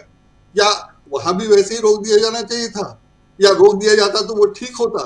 तो मुझे लगता है कि जो वहां हुआ वो बिल्कुल ठीक हुआ, जो आदर्श स्थितियों में होता वही हुआ। मैं नहीं कह रहा कि पुलिस की जांच बिल्कुल सफिशिएंट है, उससे ज्यादा या उससे बेहतर नहीं हो सकता था, लेकिन जो हुआ वो कम नहीं था और इस सब की कोई जरूरत नहीं थी। उसके बावजूद ये सारा हंगामा किया गया सिर्फ और सिर्फ ममता बनर्जी को या तृणमूल कांग्रेस को बदनाम करने के लिए। उसमें ये इंक्लूडेड है कि जब पता चला कि तृणमूल के सांसद ने भी आरोप लगाया तो ये कहा जाने लगा कि ममता बनर्जी की पुलिस तृणमूल के सांसद से भी पूछताछ कर रही है। अरे क्यों छोड़ दे, और छोड़ देती है। यही तो हम विरोध करते हैं, इसी का तो विरोध करते हैं कि बीजेपी के अपराधी होते हैं तो सरकार काम नहीं करती है, वहां कर रही है तो हम उसकी तारीफ नहीं कर रहे हैं। तो हमने राजनीति का जो रूप रंग बनाया है उसमें ये बुरी तरह फंस गए और पूरी तरह दिख गया कि बीजेपी क्या कर रही थी और ये सब क्या हुआ। अब दूसरा इस पे आता हूं कि राहुल गांधी की राजनीति में आपने सुना होगा कि ड्राइवर ने कहा कि उसने आईटीआई की पढ़ाई की हुई है और उसको आईटीआई का काम नहीं मिला। और हमारी सरकार स्किल डेवलपमेंट के लिए अभी योजना बनाई है, उसमें सारे काफी बजट है और ये सब है कि कॉर्पोरेट स्किल डेवलपमेंट के काम करेगा। तो ये बता रहा है कि तो स्किल डेवलपमेंट की ट्रेनिंग लेके उसको नौकरी नहीं मिली और उसने काम कुछ और सीखा था और उसको गाड़ी चलानी पड़ रही है। तो बिना सोचे आपने सिर्फ प्रचार के लिए स्किल डेवलपमेंट के नाम पर प्रचार तो कर दिया, लेकिन वो खपेगा कहाँ, उसकी जरूरत कहाँ है भी कि नहीं, ये नहीं सोचा गया है। तो राहुल गांधी ने अपनी इस टैक्सी वाले से बातचीत में ये भी सार्वजनिक कर दिया कि जो हम योजना बना रहे हैं या जिस पे काम कर रहे हैं उससे कुछ फायदा नहीं होने वाला है, सिर्फ प्रचार होने वाला है। और मैं जानता हूं, चूंकि मैं जमशेदपुर में टाटा मोटर्स के एम्प्लॉय का लड़का हूं, मैंने देखा है कि 70 के दशक में इस तरह की ट्रेनिंग हो रही थी और तब से हो रही है। और कंपनी को जितने ट्रेनिंग की जरूरत होती है, जितने लोगों की जरूरत होती है, उतने को वो ट्रेनिंग दे रही है शुरू से। अब आप उससे कहेंगे कि 500 आदमी को और दे दो, तो वो ट्रेनिंग तो दे देगा, लेकिन वो खपेंगे कहाँ, उनको काम कहाँ मिलेगा, इसके बारे में सोचा ही नहीं गया है। वो राहुल गांधी कर रहे हैं कि संबद्ध लोगों से बात करके और फिर योजना बना रहे हैं और उसको इम्प्लीमेंट कर रहे हैं। तो इतना बड़ा अंतर है, इतना बड़ा अंतर है कि एक तो आप अपने अपने मन का कर दिया, या प्रचार के लिए आपको जो ठीक लगा वो कर दिया, और ये कह रहे हैं कि आपको क्या चाहिए या क्या होना चाहिए, और वो बता रहा है और उसके हिसाब से काम होगा। तो राहुल गांधी की राजनीति इतनी अलग है। राहुल गांधी की राजनीति हम लोगों को स्लो लग रही है क्योंकि राहुल गांधी को जल्दी नहीं है। अगर राहुल गांधी को जल्दी होती तो वो और जल्दी और बढ़िया से काम, बढ़िया से नहीं, मैं उसको कहना चाहिए कि तेजी से काम करते, बोलिए हड़बड़ी में काम करते तो शायद वो दिखाई देता और इनको विरोध करने का मौका मिलता। तो यहाँ विरोध करने का भी मौका नहीं मिल रहा है, और बहुत प्लानिंग से, बहुत बढ़िया से ये काम कर रहे हैं, और रोज धीरे धीरे कुतर रहे हैं, और ऐसा कुतर रहे हैं कि वो रिपेयर नहीं होगा। बीजेपी की राजनीति को ऐसा कुतर रहे हैं कि वो रिपेयर नहीं हो सकता है, और फिर वो उनके लिए वापस सत्ता में आने के लिए फिर वैसा ही कोई नरेंद्र मोदी होगा 50 साल बाद, जो झूठ और चाय बेचने वाला होगा, तो शायद फिर बीजेपी सत्ता में आएगी। वरना इस बार जाएगी तो फिर उसको पैर पे खड़े होने के लिए उसके पैर शायद रिपेयरेबल ना हो। इस ढंग से राहुल गांधी को उतर रहे हैं। मैं उसको, राहुल गांधी की राजनीति को ऐसे देख रहा हूं। ये बहुत बड़ी बात है कि राहुल गांधी ने ये टैक्सी नॉर्मल कोर्स में बुक कराई, दिखाने के लिए वो किसी उबर वाले को किसी से बुलवा सकते थे, लेकिन आपने सुना होगा बातचीत में उसने कहा कि 4 घंटे की बुकिंग थी 800 रुपए की, और उसमें ये पहले से तय होगा कि उसके घर से उसके परिवार वालों को लिया जाएगा या बीच में जाकर के उसके परिवार वालों को लिया होगा। तो बिल्कुल नॉर्मल ढंग से, सामान्य ढंग से काम करके वो चीजों को समझ रहे हैं। और दूसरी तरफ हमारी बीजेपी है कि खूब जो भी अब सजा हो उसको प्रचारित करो, और सजा हो ही नहीं, ब्रिजभूषण सिंह सब बने रहे, तो दोनों कैसे हो सकता है। और वो यहाँ दिखा रहे हैं कि हम जो काम कर रहे हैं उसका रिजल्ट भी आ रहा है, या रिजल्ट कैसे आएगा, हम सोच समझ के काम कर रहे हैं। तो राहुल गांधी की राजनीति बहुत अच्छी है, और संयोग से उनके पास टाइम है, और संयोग से उनके पास धैर्य है। ये दोनों मिलाकर वो भारत के लिए जो काम कर रहे हैं बहुत अच्छा है। दूसरी तरफ बीजेपी वाले लोग जो कर रहे हैं उन्होंने बर्बाद कर दिया है, और मैं नहीं मानता कि लोगों को समझ में नहीं आ रहा है कि बीजेपी क्या कर रही है। और जिस ढंग से लोगों ने ममता बनर्जी को बदनाम करने के लिए, सब लोगों ने, पूरे मीडिया और तमाम निष्पक्ष और स्वतंत्र पत्रकार या मोदी विरोधी लोग भी जिस ढंग से ममता बनर्जी पे टूट पड़े, मुझे नहीं लगता है कि वो बिना समझे होगा और प्लान्ड नहीं था। मुझे लगता है कि वो प्लान्ड था कि ममता बनर्जी को भी डैमेज करना है, और तब इसमें तो कोई दो राय है ही नहीं, इसमें दो राय है ही नहीं। प्लान्ड वे में अगर नहीं है, आप याद कीजिए लोकसभा चुनाव से पहले संदेश खाली क्या था, वो नरेंद्र मोदी वहां पहुंचते हैं, संदेश खाली, और संदेश खाली खूब चर्चा, खूब एक, अब बाद में क्या निकला संदेश खाली का, संदेश खाली का अब क्या निकला, क्या सामने आया है, सब कुछ बना बनाया, बिल्कुल क्रिएट किया हुआ। तो ये कैसे क्रिएट किया जाता है उसका नमूना है, लेकिन ये जो घटना घटी है इसके सियासी मायने और इसका सियासी फ़ायदा उठाने की कोशिश, और उसमें कहीं ना कहीं हम ना ममता बनर्जी की तरफदारी कर रहे हैं और ना ही नरेंद्र मोदी जो कर रहे हैं उसकी तरफदारी कर रहे हैं। जो हो रहा है वो गलत हो रहा है, जो हुआ वो भी गलत हुआ, और जो किया जा रहा है और ख़ासकर सियासी दलों के साथ वो बहुत गलत हो रहा है। इसमें कहीं ना कहीं जो सभ्य समाज है और ख़ासकर जो लोअर मिडिल क्लास है वो कहीं ना कहीं इसमें उसको बरगलाया जा रहा है। मोमबत्ती लेकर, झंडे लेकर, बैनर लेकर जो लोग निकलते हैं उसमें मैक्सिमम मिडिल क्लास के लोग होते हैं, और वो अपना काम धंधा बाकी चीज़ों को छोड़कर इन सियासी दलों के टूल किट बनते हैं, और ये दुर्भाग्यपूर्ण है। वो अपना समय भी बर्बाद करते हैं। ये बहुत दुर्भाग्यपूर्ण है और इस चीज़ को हर मौके पे, हर एक मौके पर इस देश ने देखा है, समझा है। हम लोग भी इतने साल से राजनीति को बहुत नज़दीक से देख रहे हैं पत्रकारिता के जरिए, इसलिए भी इसको बहुत खुले तौर पे यहाँ हम इस मंच से इस बात को रख रहे हैं। समझने की ज़रूरत है। ज़रा फिर से अब आगे बढ़ते हैं, इसमें कुछ जोड़ना चाहते हैं और संजय जी? एक चीज रह गई थी, एफडीआई, माने विदेश, हमारे देश में नौकरी नहीं है तो विदेशी पैसा चाहिए, विदेशी इन्वेस्टमेंट चाहिए, तब नौकरियां दी जा सकेंगी, ये सामान्य समझ है। उसको एक्सप्लॉइट करते हुए आज के अखबार में खबर थी किसी में कि इंश्योरेंस में एफडीआई 100% अलाउ कर दिया जाए। तो इंश्योरेंस में एक तो बहुत ज्यादा रोजगार मिलना नहीं है, और दूसरा इंश्योरेंस का मार्केट ही ऐसा है कि सरकार इनएफिशिएंट होगी तो इंश्योरेंस का मार्केट चलेगा। हम मेडिक्लेम तब कराएंगे जब सरकारी अस्पताल नहीं चलते हैं। हम पेंशन स्कीम जैसा कोई इंश्योरेंस तब लेंगे जब हमें पेंशन नहीं मिलेगी। हम खेती का इंश्योरेंस तब कराएंगे जब खेती निश्चित नहीं है, और हम कार वगैरह का इंश्योरेंस तब कराएंगे, एक्सीडेंट का इंश्योरेंस तब कराएंगे जब कार चोरी हो जाती है। एक्सीडेंट का कोई ठिकाना नहीं है, अगर सब कुछ ठीक हो, एक्सीडेंट हो ही नहीं तो इंश्योरेंस कराने की क्या जरूरत है। तो कुल मिलाकर के सरकार की इनएफिशिएंसी जहां होगी वहां हम इंश्योरेंस कराते हैं, और उसमें आप विदेशी को ले आए कि वो कमाएगा। अगर इंडियन कंपनी होती, एलआईसी कमा रही होती तो मैं नहीं कोई विरोध करता, तो आप विदेशी कंपनी को ले आ रहे हैं, 100% जाएगा। वो प्रचार के दम पर सबका इंश्योरेंस कर देगा और सबको कमीशन देगा, और होगा क्या? कुछ नहीं, क्योंकि आप जब अस्पताल ही नहीं बनाओगे तो इलाज कहाँ होगा। जब अस्पताल नहीं होगा तो मेरे पास पैसा हो जाएगा, या इंश्योरेंस के क्लेम से मैं इलाज कहाँ करा लूंगा? तो इलाज तो मैं करा नहीं सकता। एक्सीडेंट हो ही गया, मैं मर ही गया, तो मेरे बाद किसी को बीमा का पैसा मिल जाएगा, तो उससे क्या फर्क पड़ता है। होना तो ये चाहिए कि एक्सीडेंट नहीं हो, होना तो ये चाहिए कि मेरी कार ना चोरी हो।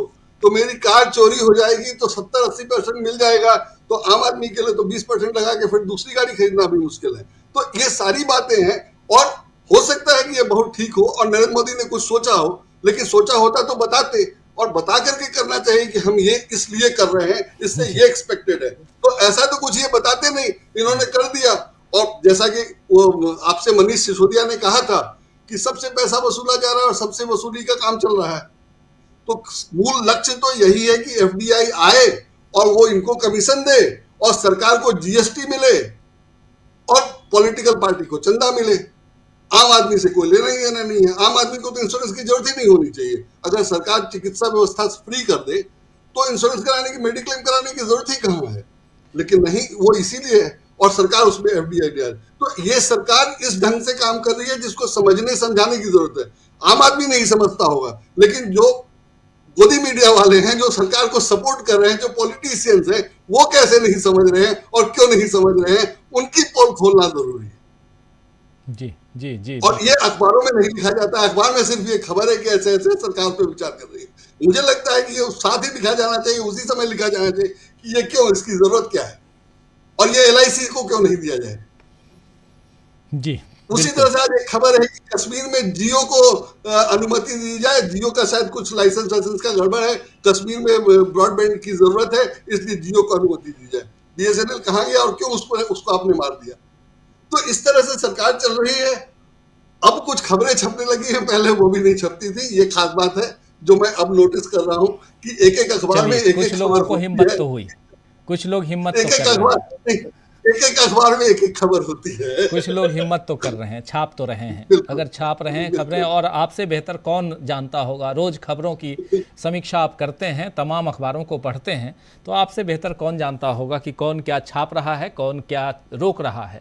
लेकिन इस देश में जो कुछ हो रहा है और उसमें खबरें कैसे दबाई जाती हैं और खबरें कैसे बनाई जाती हैं, उड़ाई जाती हैं, चलाई जाती हैं, ये सब कुछ हम लोग देख रहे हैं। जल्दी से आना चाहता हूँ प्रोफेसर रविकांत जी, अब 10 मिनट का समय है और मैं चाहता हूं कि सबके पास आ जाऊं जल्दी जल्दी। प्रोफेसर साहब, बहुत सारी बातें हम लोग कर लिए और उसमें कोलकाता से लेकर दिल्ली तक की बातें बहुत कुछ हो गई, लेकिन फिर भी दिल्ली में जो कुछ हो रहा है, दिल्ली में एक तरफ तैयारियां चल रही हैं। अभी विजुअल्स देख रहे थे आप, राहुल गांधी, मल्लिकार्जुन खड़गे, के सी वेणुगोपाल सब बैठे हुए दिल्ली के चुनाव की तैयारी की बात चल रही है वहाँ पे।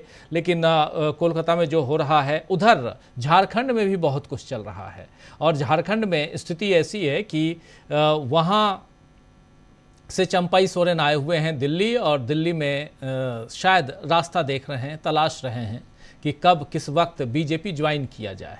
लेकिन शायद बीजेपी की भी शर्तें होंगी, कुछ विधायकों को साथ में लेके आना है, ये सब भी होगा। लेकिन वो उन सब में शायद कहीं ना कहीं ये बताया जा रहा है कि कुछ अड़ंगा है, कुछ लोगों ने मना कर दिया पहले, जिन्होंने कहा कि चंपाई तुम संघर्ष करो, हम तुम्हारे पीछे हैं, तो वैसे संघर्ष करने वाले आगे निकल गए, पीछे वाले निकल लिए, तो वो भी दिखाई दे रहा है। कुछ लोग तो कैमरे के सामने आके कह दिए कि हम नहीं जा रहे हैं। ये कल वीडियो आया था, एक विधायक महोदय का वीडियो तो आ ही गया था कि नहीं, ऐसा कुछ भी नहीं है।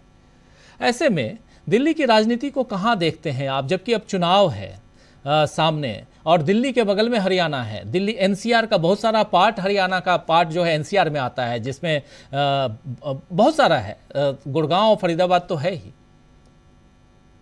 देखिए राजीव जी, हरियाणा की जहां तक बात है, भारतीय जनता पार्टी वहां फेक सर्वे के जरिए चुनाव जीतने का पूरा माहौल बना रही है, और ये हर चुनाव में वो करती है।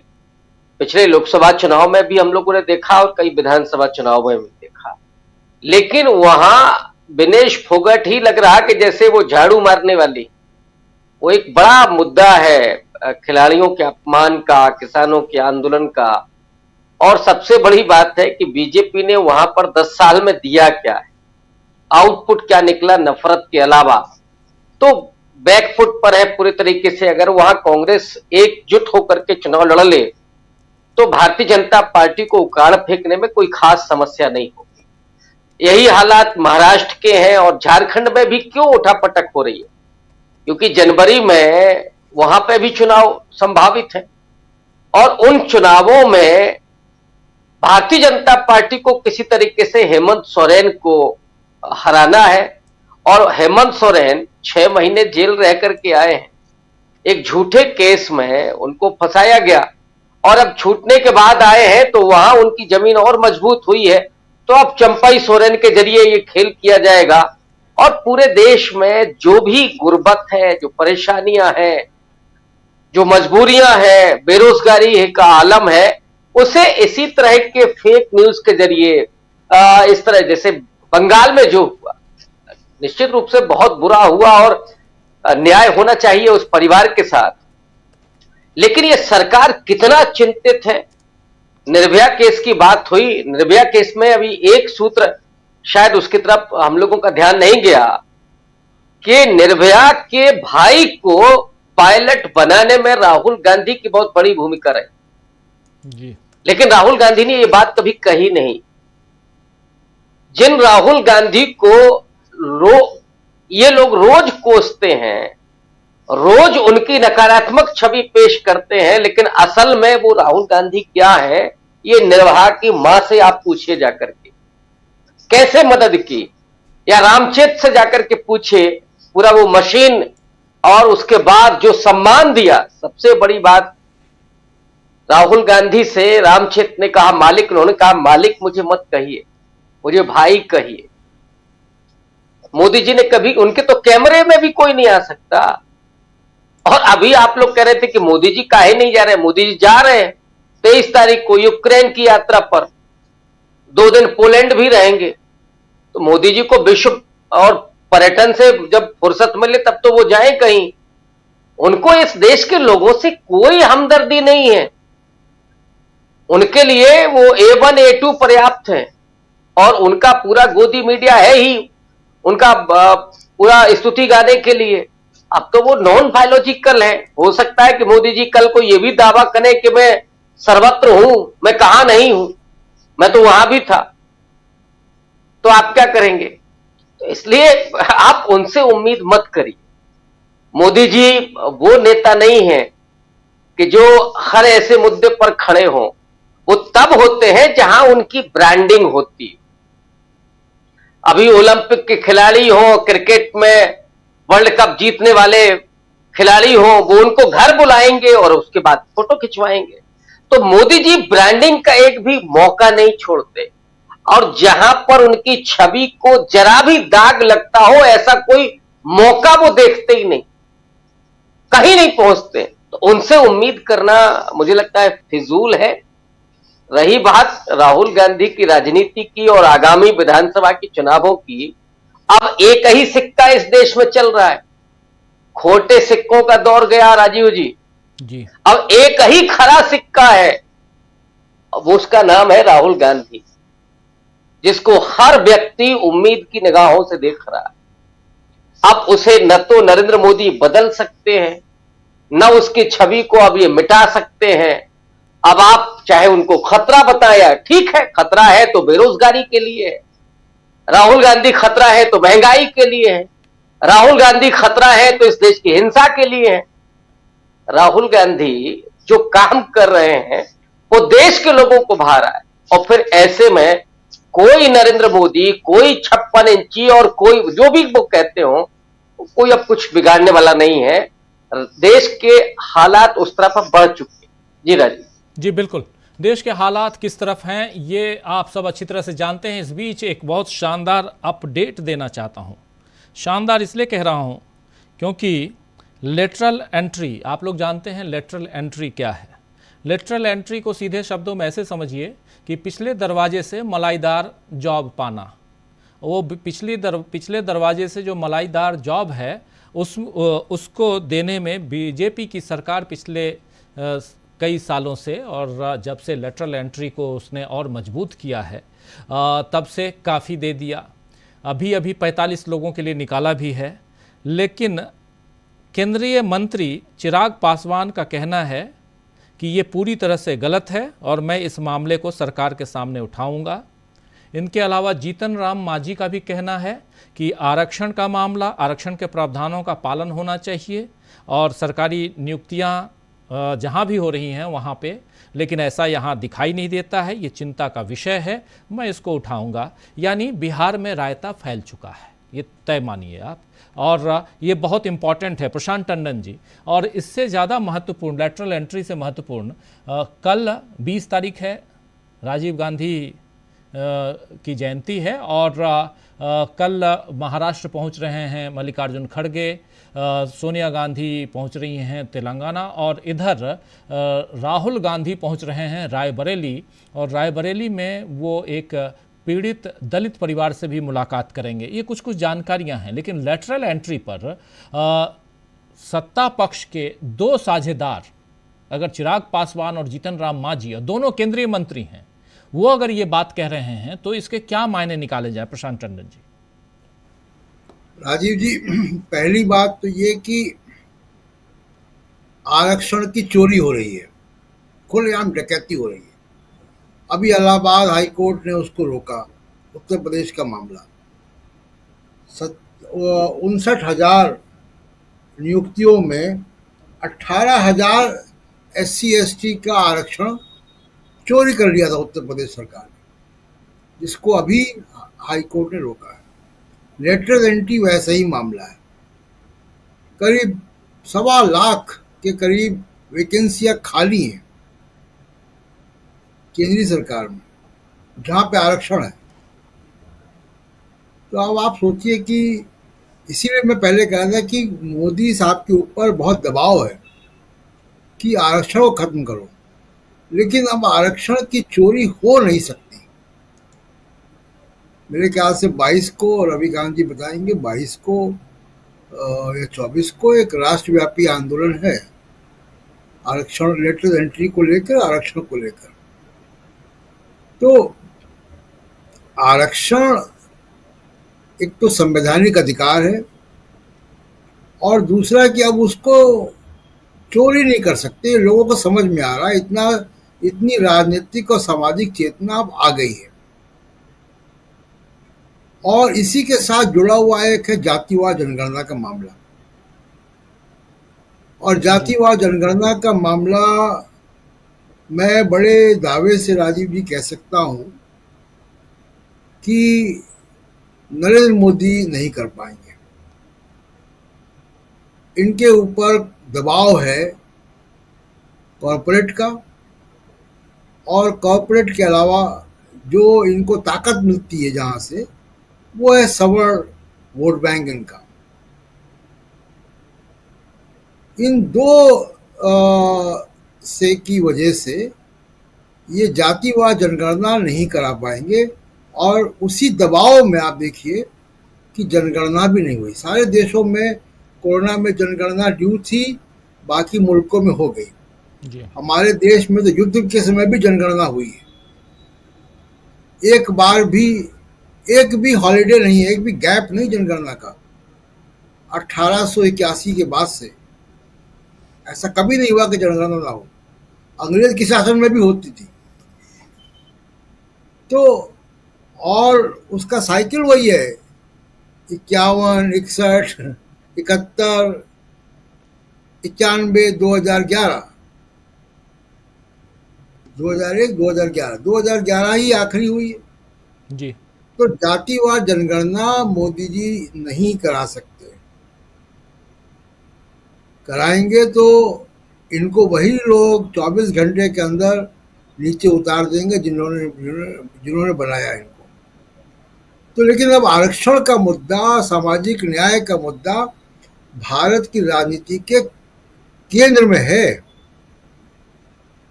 जैसे अभी कुछ साल पहले तक हिंदू मुसलमान था, भारत की राजनीति में केंद्र में था, सबको उसमें आना पड़ रहा था। अब सामाजिक न्याय का मुद्दा है जी और अब इसमें कोई भाग नहीं पाएगा। और इसमें जितना भी ढुलमुल रवैया अगर जैसे मान लीजिए कि मैं दो किरदारों की बात करूं, चंद्रबाबू नायडू और नीतीश कुमार, ये भविष्य के नवीन पटनायक बन जाएंगे अगर इन्होंने अपना स्टैंड क्लियर नहीं किया आरक्षण पर, जातिवाद जनगणना पर। तो ये भविष्य के नवीन पटनायक बनने से इन दोनों को ही नहीं रोक सकता। राजीव जी, बिल्कुल, भविष्य के नवीन पटनायक, बहुत सही आप कह रहे हैं। अमलेंदु जी, एक छोटा कमेंट आपसे भी। अमलेंदु जी, बहुत सारी चीज़ें, बहुत सारी बातें हम लोग कर लिए कलकत्ता से दिल्ली तक, और अब तो पटना से भी खबर आ रही है। इन सब के बीच राहुल गांधी की राजनीति की बात, नरेंद्र मोदी की राजनीति अभी कैसी दिखाई देती है आपको? मोदी जी की, राहुल की राजनीति तो बहुत हम चर्चा करते हैं। राजीव जी, मोदी जी की राजनीति कुल मिलाकर अगर देखा जाए तो यही है कि उनकी संपूर्णता में जो राजनीति है वो सिर्फ इतनी है कि किसी तरीके से दिल्ली के तलवार पे अपना कब्जा बना के रखा जाए। उसके लिए फिर चाहे पार्टी भाड़ में जाए, चाहे देश भाड़ में जाए, चाहे कोई कहीं जाए, लेकिन मोदी जी की सत्ता जो है वो बनी रहे, बरकरार रहे। मोदी जी 8,000 करोड़ के हवाई जहाज में विदेशों की सैर करते रहे। ये सुख सुविधाएं छूटनी नहीं चाहिए किसी भी तरीके से। सारी उनकी राजनीति इसी पर केंद्रित लगती है। तो इसलिए कोई मुद्दे हो, चाहे किसी भी तरीके मुद्दे हो, उससे चाहे भारतीय जनता पार्टी को फायदा होता हो, चाहे नुकसान होता हो, चाहे चंद्रबाबू नायडू को नुकसान होता हो, चाहे नीतीश कुमार को नुकसान होता हो, किसी को नुकसान होता रहे, कोई फायदा होता रहे, उन्हें कोई लेना देना नहीं है। उनका लेना देना सिर्फ है कि किसी तरीके से उनकी सरकार जो है वो बनी रहे, वो अपना आराम से काम करते रहें और अपने मित्रों की जो सेवा कर रहे हैं वो सेवा वो निर्बाध गति से करते रहें।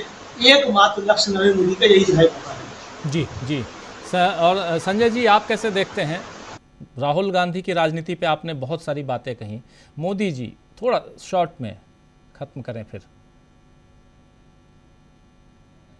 अनम्यूट कर लीजिए प्लीज।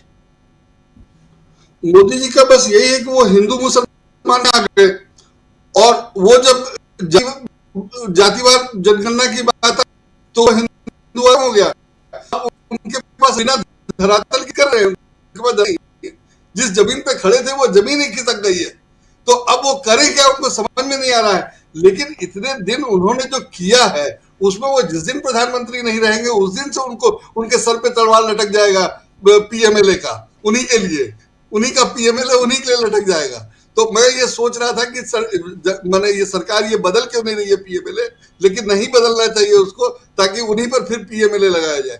तो उनकी स्थिति बहुत खराब है कि वो हिंदुत्व की राजनीति करके आए थे और वो हिंदू जातिवाद उसमें बट गया और अब वो बिना जमीन के लटके हुए खड़े हैं और ऊपर से तलवार अलग है। तो उनकी हालत बहुत खराब है। वो किसी तरह कुर्सी पर बने हुए हैं ताकि उनके खिलाफ कार्रवाई न हो और जब तक चल सकता है तब तक चल जाए। जी बिल्कुल बिल्कुल, आने वाले समय में और भी बहुत कुछ हम देखेंगे। हरियाणा का चुनाव सामने है और जम्मू कश्मीर का चुनाव सामने है। जम्मू कश्मीर में जो कश्मीर भाग है वहां पर बीजेपी ने पहले ही हथियार डाल दिए, वहां वो अपने कैंडिडेट्स नहीं उतारने जा रही, ऐसी खबर आ रही है। लेकिन जम्मू कश्मीर से क्या कुछ